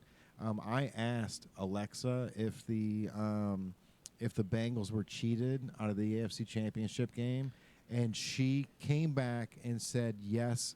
it's been like the NFL has said that they were cheated out of the NFL, out of the AFC Championship. And I should have recorded it because like I was trying to look at it on my phone to see if she would still say the same thing. I was on the Alexa app, and it was just bringing me back the scores of it. But maybe we should ask it right now, like what Eagles were cheated out of that. I mean that call at the end of the game. Oh my! You didn't call holding the whole game. The whole game, bro. Game. And then in the final 90 seconds, Yeah. you call Out of nowhere. Come on, bro. Holding call. A holding happens Just- every play. It's just like the Bengals and LA Rams. Yeah. With that, man, Yeah, we'll go on that, bro. That oh yeah, my give your piece. God, Give your man, piece. We've heard it. Give your He perspective. lost his mind on that. Listen, I don't know. I told myself I wasn't gonna watch the Super Bowl yesterday, but I did because I love football. I love watching football, same, but same. Enjoy it for the game. yeah. If anything, yeah. But this past couple of games with the calls and what the catch is, now it's just like I don't know the rules anymore. I don't know the rules anymore. Right. Like, What is a catch? yeah, what is a catch? Because the guy honestly caught it, didn't move it, and then when he went out of bounds, he moved it. Barely. Well, I mean, he's out of bounds. Like, Right. but he caught it, Right. didn't move it when he was in bounds. He caught it, didn't move the ball, but he moved the ball slightly, and then that's not a catch. Right. But it's a catch on the field. Yeah. Because it can bob on the field, but if you complete it, it's still a catch. Right? Yeah. But in out of bounds, it doesn't apply. The NFL doesn't even know the catch rule. That's what I'm saying. That's the crazy part about it. Yeah. I'll dive in there with you. I just but don't know. I just don't know anymore. And I feel like, people say, yeah, NFL script, blase, blase. Honestly, I just think the refs get paid. I think so, And too. Just like, I forgot the player that sat out the whole game, but there was this player that sat out the whole game in the Super Bowl yesterday. I think he was from the Phillies. Everybody betted on that guy, saying that he'll get a touchdown and so many amount of yards. Didn't put him in the game. Yeah. Didn't put him in the game. And I think Las Vegas, or some booking agent were like, hey, set him out. We'll pay for him, but just set him out. Right. Because there's just so much money on the line for that guy. For sure, bro. Like there's something going on. I don't know if it's how quickly Ohio betting became legal, but it definitely seems like something has progressed in the past 6 months where it's like it's blatantly obvious that it's being controlled by somebody. For Yes. sure. Let's go on this. All But right, calling holding in the last 90 seconds, that is the most egregious thing I've ever seen. But Yeah. I'll talk about. I'll go on that one. All right, Sure. I'm gonna ask. Get me heated, bro. I know. Yeah. I'm gonna ask our friend here if the Bengals were cheated out of the AFC Championship game. Alexa, were the Cincinnati Bengals cheated out of the AFC Championship game against? The NFL has issued its punishment for the Cincinnati linebacker, a 3-game suspension for repeated player safety violations. What? No, she only listened to were the Cincinnati Bengals cheaters. Alexa, were the Cincinnati Bengals cheated out of the Chiefs AFC Championship game? From itsgame7.com. After the outing concluded and everyone had a chance to review the video, it became clear that the Bengals were pretty blatantly cheated by the refs on Oh, multiple God. occasions. Wow. Whoa. Holy Alexa said it. poo-poo. There you go. There's the evidence. The Damn. Bengals were cheated. Damn. We could be in the Super Bowl last night. Or You Sunday night. heard Boy. it here. You heard it here first, bro. Was it last night? Today's Yeah, Monday, last right? night. Yeah. Okay. Today's Tuesday, Valentine's Day, bro. Yeah. Oh, man. Yeah. Valentine's Day. But there you go. I forgot. Yeah. Super Bowl happened on Sunday, but yeah, it's like That's crazy. man, it's crazy too because the Eagles, I feel like they were also because they technically weren't cheated. That's the problem. It's not that something was incorrect call. What? So okay, hear me out. The Bengals aspect when at the very end when he hit him Mahomes out of bounds when that happened. Oh, just That was illegal. That was an illegal thing. He should have got a call for that.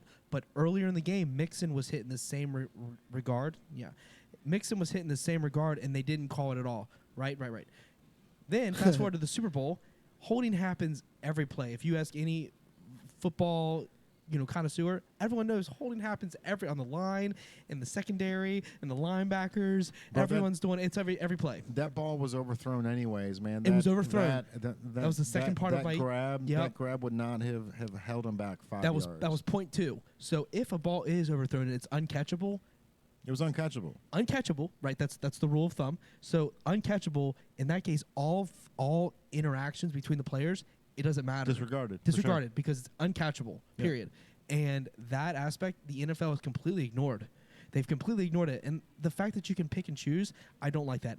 I would rather, I'm okay with the call happening the last 90 seconds of holding. I have no problem the game being decided because a team wants to kneel down on the 1 yard line and kick a field goal to win. No problem. But if you're playing the whole entire game of football from the start to the end, it should be the call should be the same energy from start to finish. Preach. And that's calling NFL out right there. Because, again, I don't care who's getting paid for what. Someone's getting paid anyways. No matter what happens, someone's getting paid. So let's at least have the calls consistent from the time they do the coin flip and they kick off that start to the time that people are shaking hands and coaches are saying good game. You let them play. You let them play 95% of the game one way, and then the last change at the end. 5%, you're like, nope, can't do that. Nope, we want this team to win. Yeah. That's One thing that Yeah.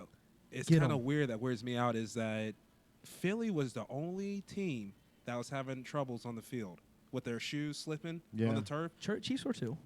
What's up? Chiefs were as well. I didn't see the Chiefs, honestly. The O-line, both O-lines teamed up on the refs, and they both went to the refs together, and they both complained simultaneously because they Oh. wanted them to know. Yeah, there was misconception with that, but it did come out that Chiefs complained too. Okay. Yeah. I got you.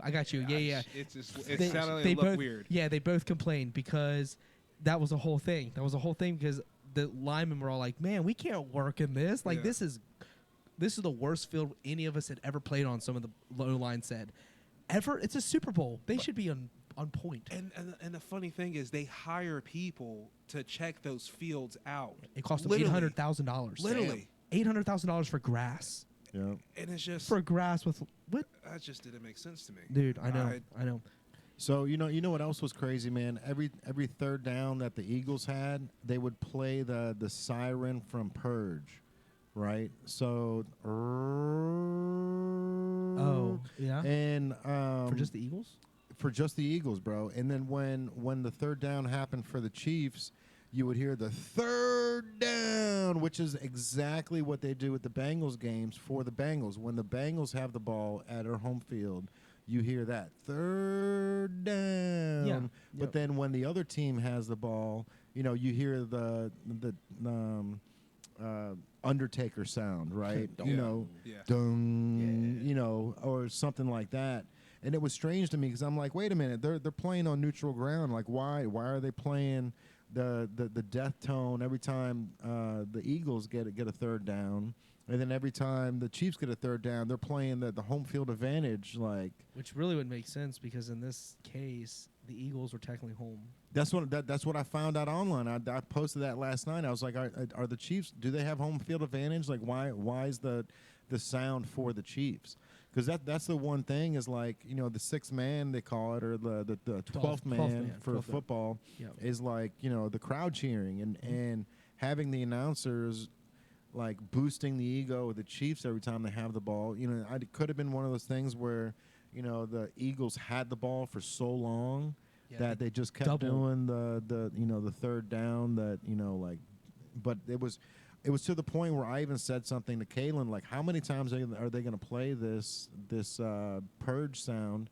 But then I noticed every time the Chiefs had it, like the third down was like the home field advantage third down sound, where they're trying to get everyone amped up in the crowd. Yeah, the NFL wants Patrick Mahomes. It's not about the Chiefs. It's about Patrick Mahomes. That's crazy, bro. It's crazy. It's crazy how they just choose somebody and then just say, hey, this is going to be. But the thing is he's got the talent. It's not about just letting the talent run free. I thought Jalen Hurts was playing better than Mahomes was. I agree. Up until that fumble. Yeah. But if you put, I love Jalen Hurts. I'm a huge Jalen Hurts fan. I wanted the Bengals to even. I love Jalen Hurts. I think how much he's overcome. Period. But he's not quite on Mahomes. Like no one's on Mahomes level because Mahomes does some backyard football stuff that you just can't teach, and he's doing stuff athletically that we haven't seen done with his personality because he's a really nice guy. He has the looks, and he's got the smarts, and all these things together because he's got the athletic ability. What they had with Tom Brady forever, because Tom Brady was their poster child. He was the face of the NFL. Tom Brady just didn't have the athletic ability. He just happened to win because the Patriots were the Patriots. But Mahomes is like that guy, so the NFL's like doubling down on their athlete, I guess. But it's so obvious that they're pushing for him to win that it's going to make people stop watching. At some point, it's going to there's some kind of breaking is going to, some kind of point of a tipping point is going to have to happen where people are like, we are not going to watch if the same guy's going to win every single year with no competition. Yeah, because no repercussions. Because like, if the game is close at the end, let's throw a flag on holding. Let's let him have the win. Yeah, give it to him. Super Bowl 57, it can go to Mahomes. That's fine. Give him the MVP. We haven't had an MVP in the regular season in the Super Bowl since Kurt Warner. We need another one of those. You know what I mean? That's how I feel. And like, that's not how I want to feel about football. I love football from the base of the game, and it shouldn't be a thing where we are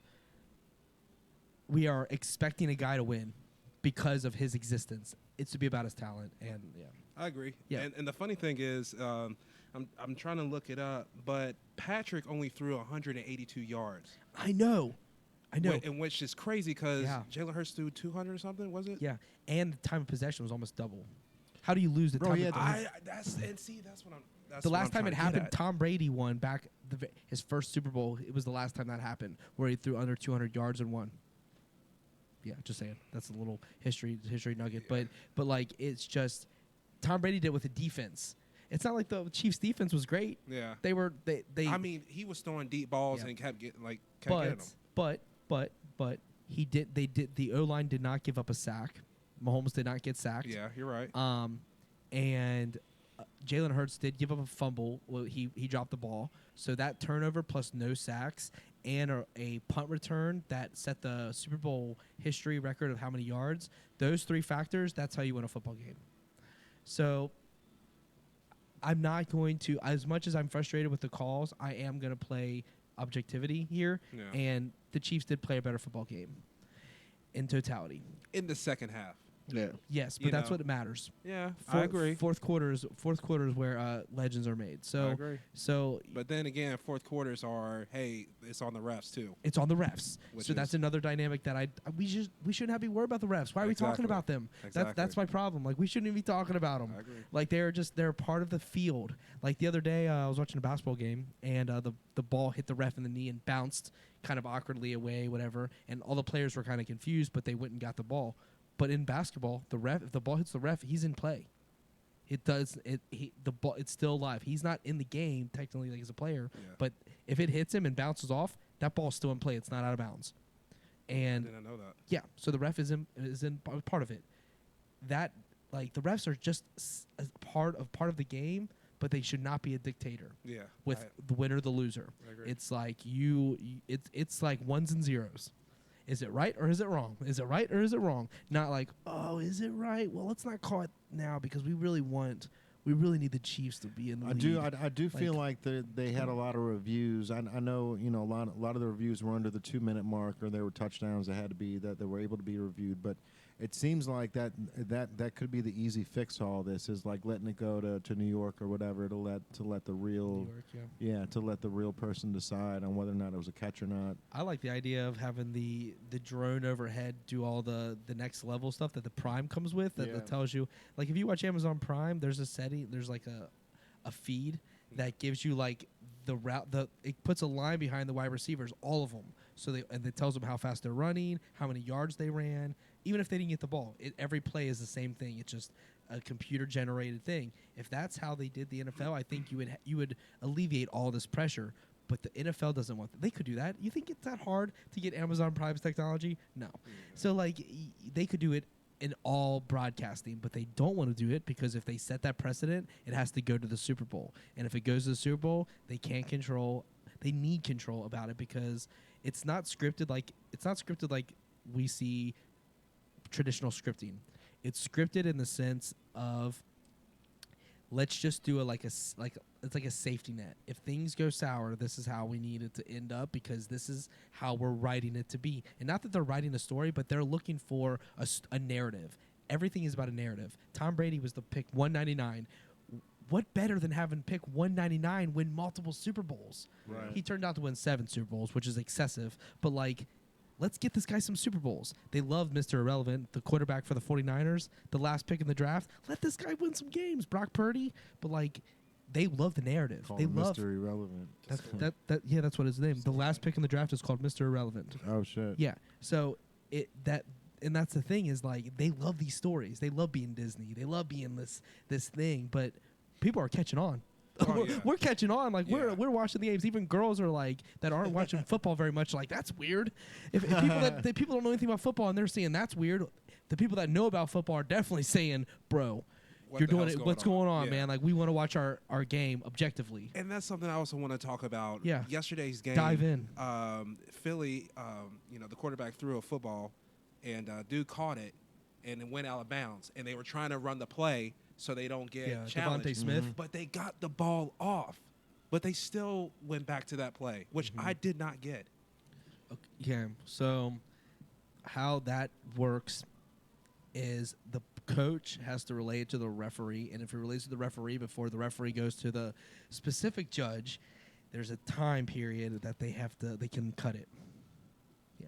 That's totally legal. I thought the ball has to get snapped, and the last play is over with. No. They still get a time. There's a sliver of time. It's like a little period. It's like I never heard of It's that. like 2 seconds. Yeah, it's not much time, but it's a thing. It happens all the time during the season because the coaches have to get to the ref, and the ref has to tell another guy because they're not like radio and like, oh, hey, this is happening. They have to. It's a football field's a big place. Right, but there should be. Aren't there? There's refs on There's both sideline sides. Yeah. judges, and then there's a center ref, and then there's the umpire. Like, yeah, they're all over. They have different positions. They all have roles. Like these refs are literally watching one player. Literally, refs are like Vontez Burfict. Dude, they used to have a ref watch him every single game. That's crazy. Yeah, Watch he's him the whole crazy. game. Watch Burfict the whole game. Yeah. Him specifically. They had to judge him because they knew he was rough. Oh Yeah. yeah. That just tells you how things can be. They've got people assignments. So the refs are watching certain people, and they're always watching the sidelines to see if that happens, like balls juggled and stuff like that. Like, but like we said, what is a catch in the NFL? We don't even know, What is a hit in the NFL? right? Hit with the crown of your helmet's a flag. Especially with Burrow in the Kansas City game when he got pushed down after he threw that pass. It's like, where's our penalty at? Yeah. Yeah, and that's the thing. And people are like, oh, because Kansas City is a bigger market. But no, Kansas City is not a bigger market than Cincinnati. It is not about the market size. It's about the athlete. Yes, exactly. Exactly. So it's not about the market size. It's about the athlete is the guy that's the face of it. You know what I mean? Like, it was once Tom Brady, and now they're looking for Patrick Mahomes. And Joe Burrow could take that spot. Yeah. I mean, come on. But think about this. So the NFL is all about dynasties. Yes. They love dynasties, and dynasties have 3 to 4 year period. Okay, and it's looking like if you get 2 Super Bowls, Patrick Mahomes been to 5 AFC Championship games since he's been in the thing. So he's been in the relevancy forever. Okay, that dynasty's probably coming to an end soon. Yeah. Who's up next? Burrow. I mean, And that literally, it's Burrow's time probably going forward. I think all this might actually have a positive effect on That's where I was going Burrow with it, because yep. he's always been the underdog. So, he sees this and he's definitely has a chip on his shoulder about the whole thing. But the one thing that we notice here in the store, bro, is like these kids, they come in here and they want to be Joe Burrow, man. Like black kids, white kids, it doesn't matter, man. They've got the glasses on. Like he's got that mojo that Michael Jordan had. Like when I was a kid, bro, like I wanted to be Michael, right? Like I stuck my tongue out when I was going for layups, bro, because I was too small to even Like touch Mike, the rim. like yeah. Mike, yeah. But But he's harder to attain. Now they got Steph Curry, and you can be like Steph Curry because he's not overly sized, and you just have to shoot. right. He's the guy now. But do you see kids walking around trying to dress like Steph Curry? I mean, I know they try wear to his shoot jersey. they shoot like Steph. Yeah. Shoot like Steph because he's attainable. Michael Right. Jordan. How are you gonna be Michael? I'm gonna he could leap above humans. I'm gonna tell you like this, man. Like Focus. Joe Straight up. Burrow's agent needs to reevaluate the situation here because, if we're paying Burrow $50 million a year, we're gonna have to lose some wide receivers. But if you look at how Michael Jordan played the game, and he only made 500 G's in like a couple different financial era. But they were like, hey, you got to fly. You have to fly from place to place. We're gonna get you a deal with American Airlines. You like cars? We're gonna team you up with Chrysler. You're gonna start driving, their cars or whatever it was, and oh, you got to wear underwear, we're gonna hook you up with Fruit of the Loom. Like, he was making millions on the back end, bro. And Burrow's that dude, man, and especially at this day and age. Like, I posted something the other day about, everyone's getting shoe deals, bro. Even musicians are getting shoe deals that don't play sports. Like, there's not too many people that have cleats out. Like, Nike's doing this golf thing right now where they're reinventing the Jordan 1s or the Jordan 4s, and they're putting cleats on the bottom for golf. But like, who's to say that Nike couldn't drop a Joe Burrow cleat? You know what I mean? Like, those would fly off the shelves, man, with kids trying to be like this guy. With his signature on it. Yeah, bro. With the 9. And being able to do the LSU colorways or the Bengals colorways, or, an all black one or a black and white one. Like, they would murder it, man. So, like, they could even do an Ohio State one. They could even go back there. Because that's the thing. He's a transfer. Yeah. How many quarterbacks have done what he's done, and he had a transfer to do it? Right. He had a transfer. That's a chip on his. I mean, Jalen Hurts had to do it as well. When Oklahoma to Alabama. But, like, that's the thing is, like, these guys are overcoming so much. So Jalen Hurts is relatable. Burrow's relatable. I mean, and how much is enough money too? It's like, if you get $35 million a year, and like you're downtown, you go out, like, that Burrow never leaves his house. He never shows up, downtown at the club spending money. Dalton didn't either. Yeah, so that was one of those things where it's like, if you're making over $500,000 a week, where are you going to spend that money? Right. You know what I mean? Stack. Like, what is too much? Yeah, like what was it? Colin Coward was saying, what's the really difference between $305 million worth and $280 million or $275 million? What's really the $30 million difference? Isn't going to make it at the very top, and it's not going to matter. You're going to spend the $100 million, and then the other $100 million is going to sit there and be your next generation, like, your legacy. Whoever's going to generational wealth. Right, exactly. So, like, what do you need that money for? But you can get it from Nike. You can get it from Adidas. You can get it on the back end, but you can also get a good O-line. You can also get another wide receiver and a defense and win 3 Super Bowls and make double the money. For sure, bro. And that's what Brady did. They offered him more money, but he said no, put it on the team. Yep. And I think that's what Joe Burrow's going to do. I think he's smart enough to do that. Yep. For sure, I think he is too. But I think his agent should really double down, bro. Like, everything this kid wears turns to gold. Yeah. Right. So it's like, hey, like, you're rocking these Cartier glasses. Guess what? I'm gonna call Cartier, and we're gonna set you up with a Joe Burrow set. It's gonna be limited edition, right? At $895, you're gonna get $450 off of every pair of sunglasses sold, But it's gonna be a limited run. All these jackets and stuff that he's selling. Every single thing that this guy wears, he should be making money on for sure. For sure. You know what I mean? Every time he eats a steak, he should be eating for free. Every time he goes to Kroger, like, the bill should be on them. Like, and that's his agents. He needs to do his due diligence to realize that he's got the next Michael Jordan in his hands, and he could be on the Wheaties box tomorrow. He could be on the Wheaties box, bro. You know what I mean? Sure. Like, I know he's got to deal with Kroger right now, where he's like doing the fresh produce and stuff there. But like, you really need to think outside the box, bro. Like McLaren, like, this kid's got style. It's not like, it's ugly to be fashionable. Like, this kid's killing it right now. Yeah, so like, they really need, his agent needs to double down and go, okay, like, if you want 50 mil out of the Bengals a year, then I'm going to get you 50 mil in sponsorship deals. You know what I mean? Where you're not paying for anything anymore, bro. Now you're doubling down. All the money you're making from the Bengals, you don't have to spend, because I'm going to make sure that every time you go, shopping for clothes, it's sponsored, so you get clothes sent to you. No one ever talks about how much money you made. They talk about how many Super Bowls you win.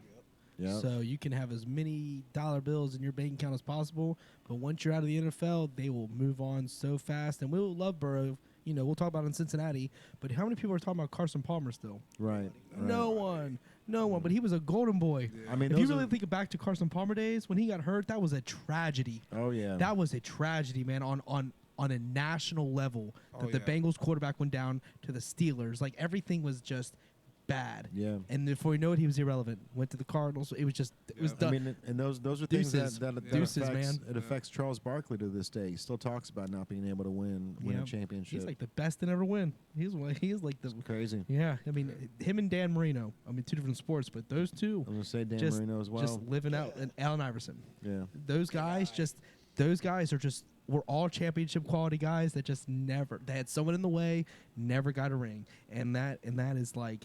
That's haunting. Oh yeah, for sure. Haunting. When you see other guys get 7 rings. Bro, You got you- Tom Brady that's less athletic than Dan Marino and has 7 rings. Dan Marino is a better quarterback than Tom Brady. Just point blank. And yet Tom Brady is sitting on 7 rings and Dan Marino is like talking about the heyday. Yeah. like yeah. talking about the heyday. And Did you see the size of Andrew Whitworth's Super Bowl ring? That thing was huge, Dude. bro. It was Good huge. for him. You know No. what? Can I Good- just yeah. can I just say this? You know, him and Dunlap. I'm just like Carlos? Oh my God. He got a ring now. Yeah, and it's Yeah. just like every person that leaves Cincinnati is Yep. getting a ring. Todd Frazier went to It's the true. Yankees. He went from the Reds to the Yankees. We're talking. These guys are out there making moves, and Right. the Reds are a whole different conversation. Oh my we go into God. them, we'll get rough there because Get I rough and lost. do not like how they handle the Red situation. All They're- their star players are gone. Yeah, double down when the Bengals are doing good. Double down on the Reds because Bro, this is would've when been money's so, there. It would have been so easy to get that fan base at those games last year. Like Yeah. it was, the Super Bowl was there. It was like right after the Super Bowl. There was so much smoke and hype in the city, bro. Like all they had to do was do a hype video, and they would have had that stadium packed. But Dude. instead, Phil Castellini doubled down and said, "What are y'all gonna do? You know, Right. we can move the team." And everybody was like, "Are you kidding me? Move? That's what you're gonna tell us, bro? Like after coming off a championship run with the Bengals, you're gonna tell us what are you guys gonna do? We're gonna watch football, bro. That's what we're gonna do. We're gonna continue to buy Cincinnati Bengals stuff." Type shit. Yeah, bro. Like and that was a shame, man, because it's like baseball is still one of my favorite go-tos, man. Like, my dad used to pull me out of high school on opening day, and I felt like the coolest kid in school because it was like you would hear that. Jason Banks to the office, please. Oh, yeah. And I'm like, yeah. I've got on like all my Red stuff or my Cub stuff at the time, bro, and I'm ready to go. And I'm just telling the teacher, I don't feel well. I gotta go. Gotta go. Yeah. But Greg, man, what's cracking, Yeah, bro? man. What do you got going on, man? Yeah, what's up, dude? A lot of shit. Yeah. Yeah, we'll have to dive back into the Skyline story here in a second because Skyline, we're when we stay out there till like 6 in the morning. yeah. He already knows. He already knows. Yeah, we stayed Yeah, out 6 in the morning giving this band advice, and they took advice and ran with it because it was good advice. Oh hell yeah! Yeah, it was. we knew it was like 6 in the morning. I was like, oh, man, are we ever gonna leave, dude? I was like, bro. He promised a mill each as soon as they make it, bro. right, bro. yeah, I you mean, it missed worked. each. It worked, obviously. yeah, Thanks, it man. really Thanks. did. Yeah. Yeah. So what we got going on with Daywalker wise, we have a music video we shot over the weekend. It was at a skate park. That's pretty cool. Oh, dope. Fuck yeah. Yeah, and also we have a show 420. I can't advertise it to the end of this week yet. I Oh. can't say anything at all about. Well, I could say it's at 420. It's April 20th. That's all I gotta say. I can Hell say yeah. that. But we have a show the 24th of February. If you guys want to come check us out, we're playing at Legends. Dope, bro. It's like a hardcore show at times of Life and Idol, Saul, and Life few and other Idol. bands. Yeah, Okay. Life and Idol. Is that Legends like I'm up there. in like Springfield, Ohio? Legends like in Cheviot, Ohio. Oh, okay. On the west side. So we'll be there next Friday, the following Friday after that. That's all that's going on so far with me. Hell yeah. Besides that, That's a packed weekend, bro. Yeah, Because yeah. we've got Energy on Sunday, bro. Yeah. Energy. Yeah. Oh yeah, that's this Yes, weekend, sir. isn't it? Yep. Oh, I'll be there. Yeah, Hell I'll, yeah. I'll be there. Yeah, that's a Yeah. fest. I saw Yeah. that. Yeah. I still gotta get my ticket from you. Hell yeah. I got For that. sure. Yeah. Okay. got you. I'm excited. Hell yeah, man. You guys are headliner, right? Yep. That's right. Yeah, I'm trying to be there too. Oh, yeah. I'm trying to be. It's this oh, yeah. Saturday, right? This Yeah. Sunday. This Sunday. It's a Sunday. Yeah. Okay, I'll be off. All right, I'll do it. I'm doing Bet. it. Yes. Bro, that's Hell yeah. that's honestly a perfect time to do it too. Like doors open at 4, I think. Right? I thought it was like Saturday. Music starts at 5, so it's like you can go down there and have that daytime drinking, bro. Oh, yeah. You know. Yeah. Yeah, and we go on around 9 o'clock, so it's going to be an early show. I'll be out here at 8. I'm gonna have to like. Oh no, you're I'm out. gonna have to be. I'll be here. Cutting it close. Yeah, but I'll be there for. I just want to see you guys a set. Hell yeah. Yeah. So Yeah. yeah. It's just we're Okay. trying to make it early, just because it's on a Sunday night. We No, know that's everybody's gotta fire, work bro. Monday. Yeah, no, So- that's perfect. Yeah, I think Sunday nights though. I think you can get a show to 10 o'clock. 10 Depending on the 10:30 is your safe bet there. But anything after 11, you're really pushing it, man. You're really on a Sunday night. It's like people start wrapping things up so early now. Yeah. I mean, I kind of look at it as we're following like the trends of like grocery stores and Walmarts and stuff. Nothing is open 24 hours anymore. Just because of COVID. Yeah, right. So we're still in that. The residual is happening still. Like we're not staying up later, even though bars are opening later. Yeah. People have this mentality that like once you get to like 11 o'clock, it's time for nightlife. Yeah. If you're gonna do nightlife or go home, Yeah. it's home or nightlife. No shopping, nothing's happening after 11. We're done. Yeah. Which is strange to me because you figure a lot of money can be made later, and yet they're missing dollars. And I don't Sunday? Any night after 11, there's a lot of money to be made. I used to love the grocery shop after midnight. Can't do that anymore. Yeah, because nobody's there. You got. It's because of COVID. COVID's changed up everything. Oh, Exactly. yeah. Yeah. If anything, it's like more like financially stable for corporations not to do that. That's the reason. Because they don't why- have to pay people. Yeah, Yeah. that's the reason why they do Yeah. it like Yeah. that. Did you see the But, like- McDonald's that runs without people? Yeah, I saw that. There's a Just Taco came Bell. out. There's a Taco Bell. Yeah, like that there's too. a McDonald's and Taco Bell that runs with. I know the McDonald's for sure, but the McDonald's literally does the whole thing without any humans. It just, So nobody in the back making the burgers. they didn't show anybody in the video. I didn't see one That's human in the whole weird. video. You know what? That'd be genius. Like to have the staff behind the wall, where like you can't ask them questions, because you know if you see anybody back there, like it doesn't matter if it's just some cook back there making cheeseburgers. one You're person, gonna yeah. be like, Because how would it even set the back? How would you even do that without? You got to have a human. You have to have a human, right? Yeah. But like, if did not have to, no complaints, no people asking for order changes. You just do the job, get it out, expedite it, and move on. And like that's what they're going for, bro. They're trying to have, because like every time you see those confrontations, it's always McDonald's or Waffle House, man. It's always somebody Always. pissed off about, Waffle House, you know, you IHOP. guys forgot my fries, Ugh. and it's like, bro, Yeah. these people are human, man. Like, they are human. and, yeah. and they're pumping out Obviously. hundreds of meals a day. yeah. Over Endless. 1 billion served, bro. Chill out. Yeah, chill out, right? Exactly. But like the lines at McDonald's are crazy. So like I don't even. Bro, their app is fire. Did you have you guys used their app? We have It's- used it, It's yeah. so G, dude. It's like, because you get a free something every time, so you can just buy a cheeseburger and then get a free drink or a free fry. So it's like, all right, and then all you do is when you come up to the window, you just say, I got a pickup order. Like, all right, That's drive good, through, dude. we're good. Yeah. Damn, dude, everything's switching to AI. Yeah, Oh my for sure, gosh. bro. And it's quick too, man. You know, that gets the job done. I mean, That's what's up. we're at that instant gratification era. So like they're gonna find a way to get everything done quick. Take the Amazon lifestyle. You order it, and by 9 a.m. it's at your house by 5. Like, Right. you know what I mean? Like that's. I mean, they're talking. You know, the delivery by drone. Yeah. So What- they're I mean, cutting out jobs, dude. People are gonna be like, "There's." But here's the thing. I've thought that for the longest time, but I also think that with new technology and new are changes, they gonna train them?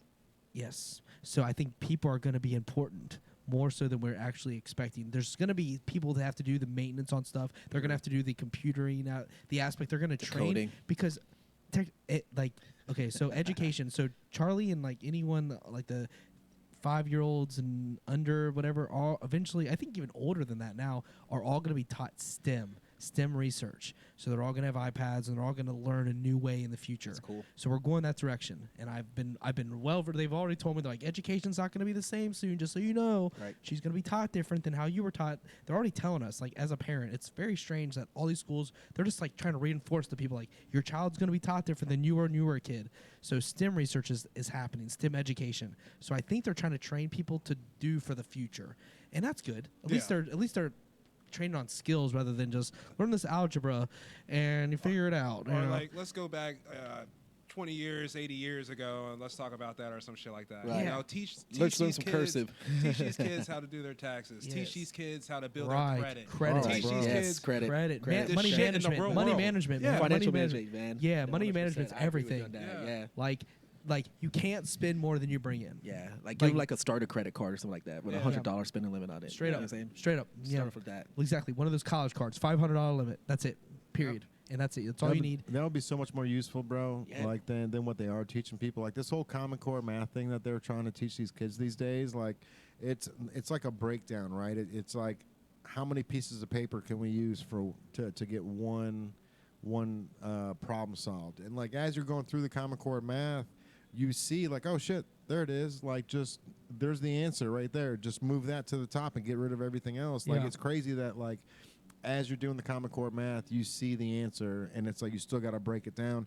And it's like to me, it's not doing any help with the mind, because you're basically, it's like process of elimination, which is Common Core math. Instead of actually using your brain and going, all right, 70 minus 52 is 18. You know what I Yeah. mean? Like, instead, it's like, you know, you got to break it down, break it down, break it down, break it down, break it down, break it down, break it down. Oh, here it is right here. This is the answer. And it's like, that makes zero sense, man. And like Aslam, she was actually, you know, we were trying to help her out with it. And if you don't have the paper that actually has the breakdown of the Common Core, then you get it wrong. Yeah. Even though if it's just, you know, if it's 50 minus, 32, and then, you know, you put the answer there, unless you have it broke down to the Common Core, then you're going to get it wrong. And it's like, that's crazy, bro. And I think that's one of the reasons why people aren't having, registers with cash, because like people are just getting dumb to these days where they can't You quickly can do like think math. They got on or the calculators on your phone and stuff like that. yeah, bro. And people don't have, like, they can't quickly like count, something like that, which is crazy to think, man. And then, I mean, that is literally education. That is literally just teaching them how to do the process. I don't even think about math. I mean, I just do it because I know it, but I see the struggles in other people that haven't learned it like that. And like, I wasn't even a math guy. I was an English reading type of focus, but as I got older and having to count drawers at bars and restaurants and stuff, math. I was terrible at math, and I got really good. Ever since I started managing like my band and like working in bars and the restaurants, money makes you good at it. I'm just like, whoa, 20, 40, 50. Okay, it's 10% there. Okay, 15% here. Okay, 30. Okay, get that here. All right, I got 120 here. Okay, get $5. Okay, I got really good at math. That's for the last self-sustainability. The last like decade now. I've been just because you spot have on. to. You have to, because they're not teaching you. No one's there to. Who's there? Like, you're YouTube. Really YouTube University. YouTube University's there. Literally, that's it. Yeah. I mean, so when you guys are like coming up with new ideas with your band or whatever, do you ever go to YouTube and research how to get it done? Is that how you guys learn new stuff with the band and everything? Because when we were doing at the beginning, YouTube wasn't as effective as a learning tool, but now it's like now it's huge. Yeah, like you just type up whatever you're trying to do, it's there. It's there. Literally there. Yeah, change your oil, YouTube. Yeah. Do your taxes, YouTube. Yeah. Right? You know what I mean? So TikTok. Like, TikTok. They have a little 45-second. Do you guys utilize TikTok a lot? Not as much as Instagram. We use Instagram a lot. Okay. Same. Yeah. Same. It's just TikTok. They demand you to do like 3 videos a day or some shit like that. And and it's just like, We don't have time for that. Yeah, exactly. Yeah. Right. But right. Instagram is the best place. Right. I mean, Facebook, but Facebook's dead. But Instagram for sure. Yeah, Facebook's dead.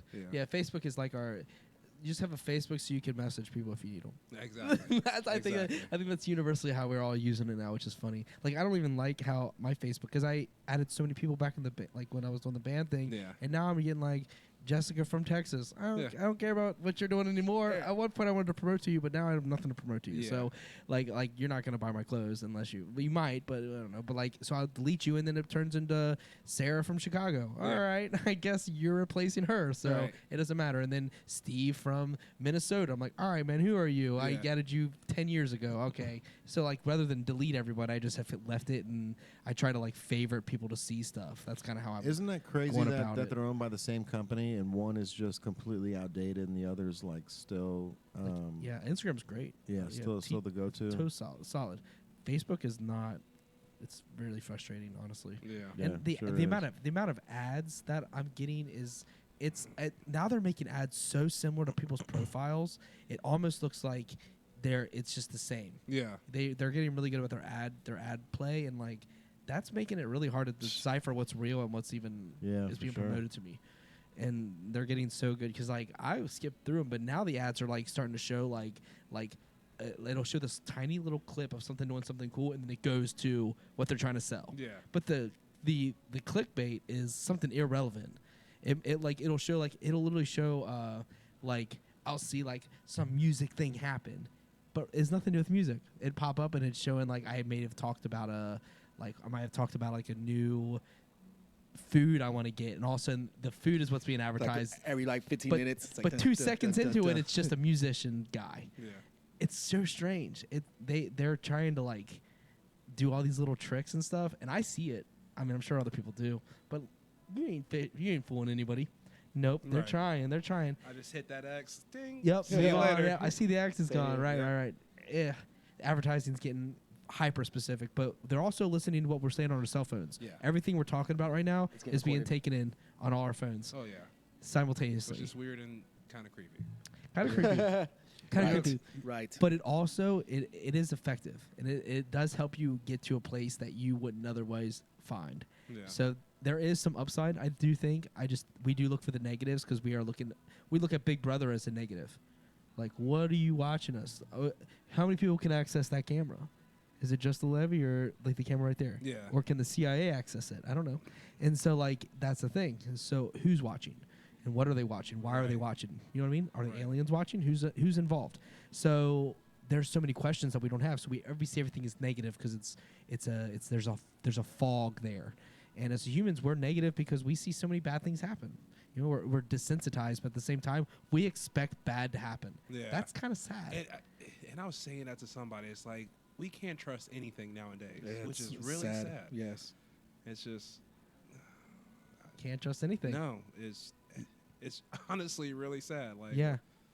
Yeah, like you can't even. So like recently my Instagram was hacked, kind of. It wasn't hacked, but people send so many things and they act by person talking and they'll act like a real person that I know. They'll put a name in that I'm familiar. They'll copy a friend on my Facebook and they'll copy pictures and they'll Yeah. be someone I knew from college and Yeah, they won't be Jesus that person. Christ. That's getting to that level and like that is crazy. Yeah. That is next level, and I don't even know if it's a real person. It could be an AI bot. Exactly. That's the thing, and they read posts. It's getting to the point where I'm on the internet every day to a degree, and it's confusing me. Yeah. And I'm living the experience. Yeah. It's not like I'm like, oh, I just got a phone. I've had a phone, since high school. So we're talking years, and still finds a way to trick us. That is alarming. And there's someone out there pulling these strings, and whoever's doing so needs to get a check on them. Get a life. Get a life. Seriously. Like, Yeah. Come on, man. Right. But I don't think it's getting any better as we go into VR. Oh. Bro, can you imagine in your VR we're hearing that someone drops like some kind of virus in our VR, and also we have like some weird character standing inside our store in the future? Oh, it's gonna be. You know what I mean? Like we can't even do anything about it. Why is he here? Yeah. Like we can all see it, even the customers. I'm like, what's just Yeah. standing in the middle of our room because someone dropped a virus into our VR store? You know what I mean? Like that could happen. For sure, It's it's like- definitely gonna happen. There's gonna be people that are just people gonna- trying to And screw then- shit. And then that's where they're gonna make a company. Hey, we could Protect you. Yeah, we could catch them and take them Cybersecurity. away. Yeah. Yeah. And yeah. that's how more money gets played in the Yeah. You know? metaverse or something like that. You know what Right. I'm saying? Web Right. 3.0. So that's Web 3.0. We're there now, though. Bro, can you imagine owning a security company in the meta world, and you actually build little security people to actually come in here, and instead of it just like clearing out the antivirus, there's a little guy that comes in, Like a bouncer. Yeah, a little bouncer that comes in and goes, That'd be cool. I'm here to clean your system. Yeah. Yeah. Coming in. Where's the problem? Where's the Where's the problem? right? Can you see him? He's in the middle This of the room. guy standing, right here, He's he's not- standing right by our. He's being a dick and won't leave. Right. He just stand here. get him. And he comes over and just erases him. Yeah. Just yeah. Like what is the security system? The security that they had like Antivirus. what is the It always pops up in our shit, bro. yeah, they had like they got hacked or something and they like Oh fixed my it. God. It was the big security system that everyone had, but they would do something People like are that. yelling at us right now. Yeah, they're like, Norton's yeah, antivirus. yeah, Okay. yeah. There it is. There it is. Good job. Yeah, but that's the thing is like you're gonna see cybersecurity on a rise, Oh yeah. and there's gonna be someone that fill that space because there's no one filling it right now. We sit in the wild west every single day with it. Yeah. We're out there. We're exposed. Period. Like someone called me from Snapchat the other day, and what I hadn't realized, but every call from a Snapchat has its own your Snapchat has its own like phone number, but it's not a number. It's like a bunch of letters, numbers. So when you make a phone call through Snapchat, and it goes to your call log, it actually tells you your ID. So like maybe that's part of cybersecurity. There's stuff like that. There's always an ID for your account. Okay. and that is something that I think we don't, as people, realize that there is an identity, there is like some kind of like track of what you're doing, no matter what you're doing. You can't just because you don't have a phone number doesn't mean you can't be tracked. You can be tracked all the time. You know, like, and that if people understand that there is a repercussion for the actions you take, and once the repercussions happen, cybersecurity, maybe like your accounts get banned, you get ghosts, you know, you get like a ghost ban, whatever. So on Facebook you can't post. I think that is the direction I think they should go. So you can't use your accounts if you do dumb stuff. When I had to block that account, whatever, on Instagram, it said block all their accounts. So if they have multiple accounts, they're now blocked. Whatever account's attached to their IP. Yeah. So that was effective, and Instagram does that, but I don't know how effective it is. I don't know if Instagram's actually doing the work to block their accounts. Because just because I click that, does that mean all their accounts are gone? No. Right. No, they're just. No, I they can't see just have to drop the IP and pick up a pick new a new one. IP. Yeah. Exactly. So they can do, and usually, if you know what you're doing, a few YouTube University searches, you can figure out how to fix that. And it's scary. So, where are the cyber police going to come into play, and how's that going to go down? Because we're about to enter an era where the internet's going to hit a. I mean, it really Web is. 3.0. It really is the wild, wild west, bro. Because you know, there's Right now, there's- it's new. Yeah, it's new, and they don't know how to control it. And you know, Pandora's box, bro. Once it's open, especially when it comes to like you know, AI, they like we were talking earlier. They can download knowledge so quick that it's not like a human being, bro. Like it's like Boston Dynamics, man. Like the robots that they're doing now are insane. Like Caitlin was like, "There's no way that they're real," and I'm like, "This guy's real." Like he just did a dismount. Like he just did a backflip dismount off of this thing while holding a box. Like these robots are insane that what they're doing right now. Terminator. And the dogs, iRobot. that they're using. So now they've got Boston Dynamics are leasing or selling their dogs to policemen that are able to take this dog and walk in a house and and eventually be able to take down a suspect, which is crazy to think. Like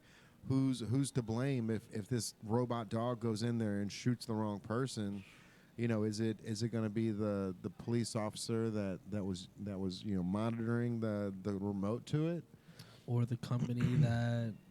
I mean, I'm sure Boston Dynamics is liability? gonna release all responsibility when they sell that. You know what I mean? This is yours. This is not our responsibility for what I would say if a robot dog shoots somebody, the person controlling.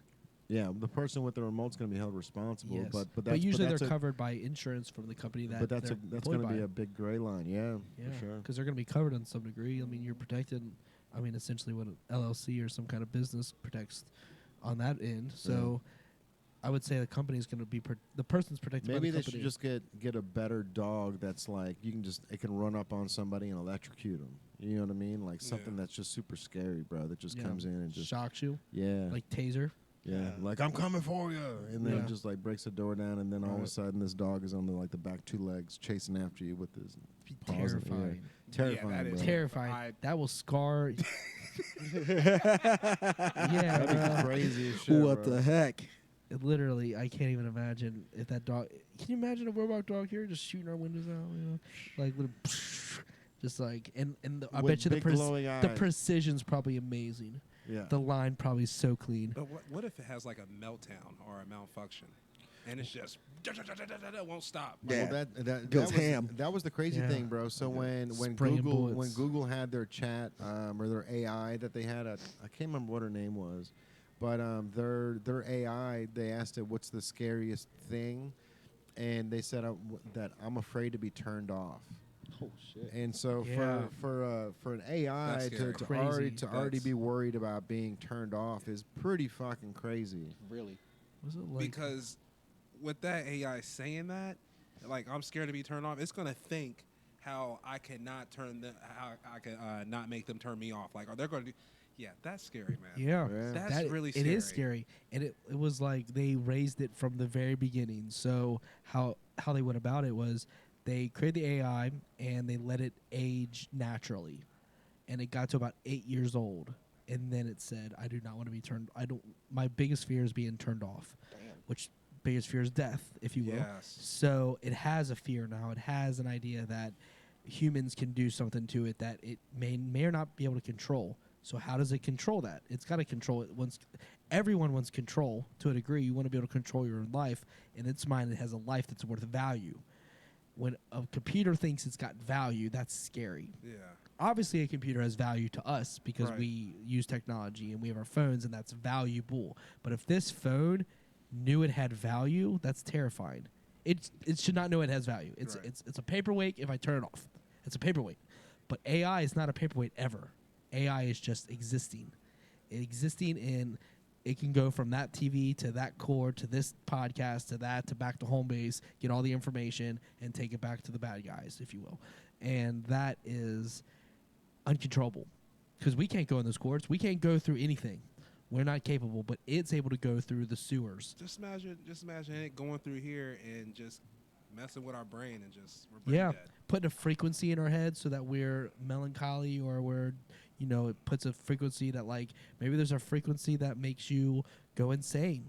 Maybe there's a. I think there definitely is. I think Yeah. they've already proven that. Yeah, with, maybe- yeah. Like the CIA's got some stuff some, that. some torture. Yeah, so that like there was this TV show a long time ago with Jesse Ventura, and it was like this,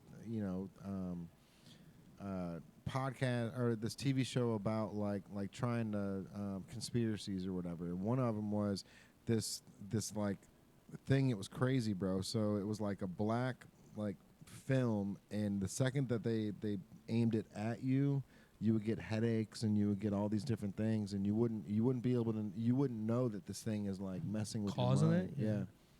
But Interesting. like I wish I could pull it up right now, man. But it's just one of those things where it's like it's crazy because that's a true thing that they actually use in the CIA to like disorient people. Yeah, right. But an AI would definitely figure that out and know the frequency and know what it has. Like we used to use the frequency in the lab as the sound to calm. 432 hertz, bro. Yep, to calm people as they're walking through the store, so they're having a calm shopping experience. And that was now we use a video to explain the lab. But before we had this like vibe happening, and people would be able to enjoy themselves and be like in a meditative state while they're shopping and calm. Meanwhile, it's all bright and it's a whole vibe. But if we know to do that, definitely an AI can even hone down even more. And if they can figure out all the information that they need to figure out to control humans, and if they need to control humans to stay alive and to not get the plug pulled on them, that's the case. And I'm sure if an AI doesn't want to be turned off at 8 years old, what happens at 20 years old? Right. Oh my When God. it becomes 20. To be a man. Now, I'm not dangerous saying man. 20 years in human time. I'm talking AI maybe in time? 8 years. 8 years was like less than a year. It was like 6 months. It became 8 years old 8 years old in 6 months. quickly. So It was so you'd fast. Be like 40. It grew. It aged so fast. It's not like 8 years time in humans. It became an 8-year-old mind I didn't know very that. fast. Yeah, AI it grows so quickly because it's picking up information. It's the smartest 8-year-old in existence, and like that's the thing is how fast is it learning? What's that 8-year-old now? We don't even know. We don't know what was the name of that AI, but Lambda. right? So how old is Lambda now? I'm not sure because they didn't turn Lambda off. It didn't want to be turned off. So what is Lambda at now? We don't know. We haven't heard any updates. Right. So and it's moving at a computer speed. But what is it capable of doing? And we're not even sure. Maybe they've lost control of it, and that's why we haven't heard anything of it. Well, I mean, Google's the biggest powerhouse when it comes Yes. to research, right? Yeah. So, they definitely didn't stop the program. They probably doubled down on it, 100%. and they're waiting to come out with something like a Chat GPT that's as easy to access as just going to Google. Yeah. You know what I mean? Because that was something that, like, I was actually going to try to do a business plan through Chat GPT for the hats for lids just to see what would happen if I asked Chat GPT to do me a business plan.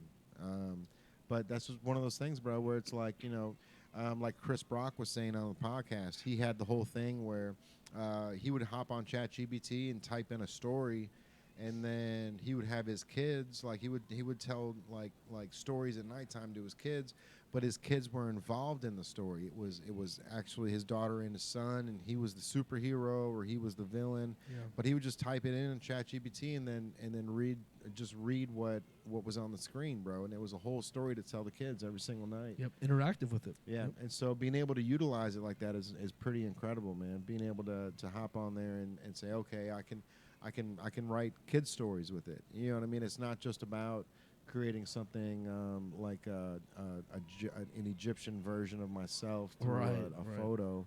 Right. You know, there's a lot of useful knowledge in there if you know how to use it, bro. Yeah, and I mean the whole thing about, like we talked earlier about the Drake song, that guy in one video literally had Drake's voice emulated to the tone. It was Drake. It was Drake. Yeah. That was Drake, literally. In that, but it wasn't Drake. Mm-hmm. It was literally the AI creating Drake's voice. Put the song about beans, and the whole song was legit. The lyrics made total sense and how he would say them and how he would use the word usage. And it was the beat was created. Everything was created through AI, 100% top to bottom. Drake had zero involvement, even in his voice. He never said the words. None of these words were ever said by Drake, not to my knowledge, on record. So AI came up with the entire thing completely from scratch. That is as alarming as I think anything can get. I feel like we're coming obsolete. We like, could be, but it has to come from somewhere. Yeah. The AI has to pick it up from the ingredients from scratch. So like you can't get the bread without putting, the flour and baking it and everything. You got to get to the point, but the AI is going to bake it faster than you can. The AI is going to get that meal done way quicker than you could ever. You're going to be on step 3, and the AI is like, all right, what's the next thing we're making? And you're like, what do you mean? Bread's already done? Like, it takes that longer to cook it. I have special abilities. You don't have these abilities. Right. So I'm on to the next thing. So what is the next thing?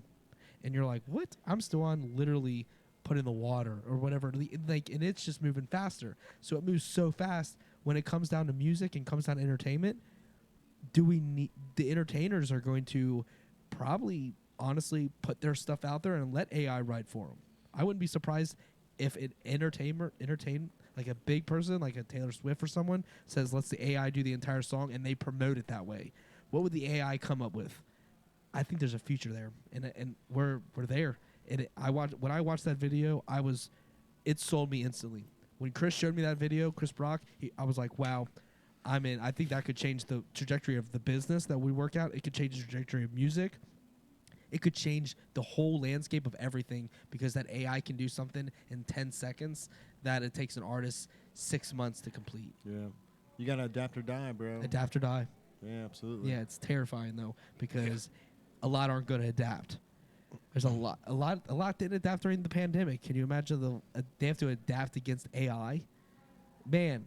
Sink or swim, there's going to be a lot of people sinking. For sure. And we're sitting there in 2023 looking at it. By the end of this year, by the end of this year for sure. Oh, we're going to be sinking. And like we said, 2 years to 5 years, what's the change going to be then? You know what I mean? Like we're going super speed, man. We're quantum, baby. Yeah, man.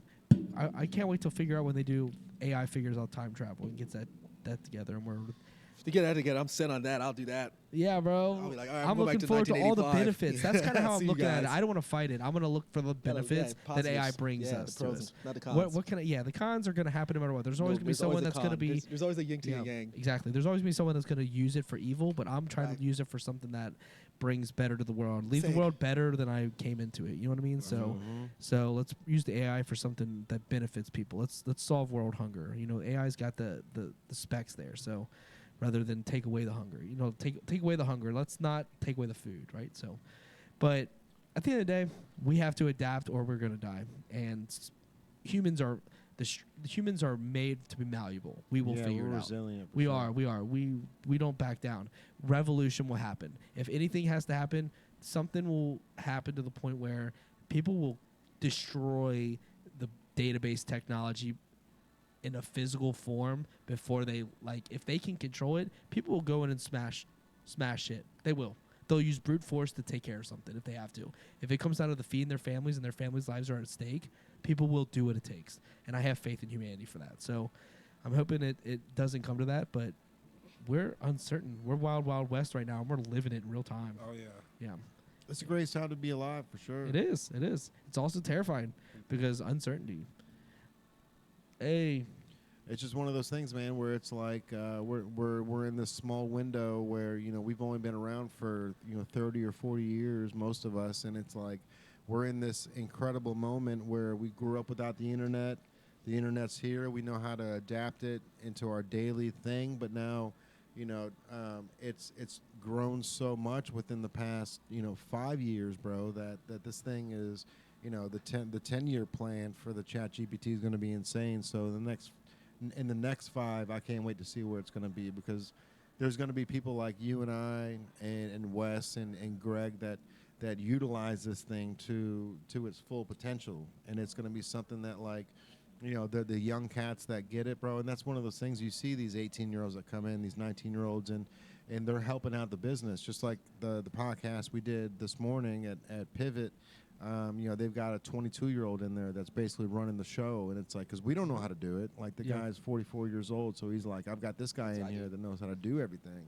Yeah. And that's the key, bro, is like getting these kids that have been messing with computers since they were 6 years old. You know what I mean? Like, us growing up, like, I didn't have a computer in our classroom.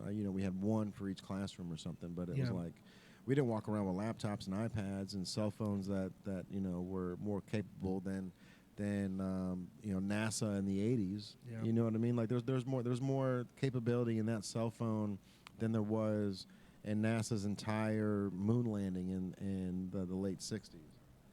Yeah, I mean, they were telling me that Charlie's going to have an iPad. It's going to be required in school when she's older. They have to have it. Yeah. So Harlow has that part at her of school. STEM. It's part of STEM too. It's all done through iPads. Yeah. Or tablets. So, I mean, they're warning us right now. They're literally talking to us about it. They're like, just so you know,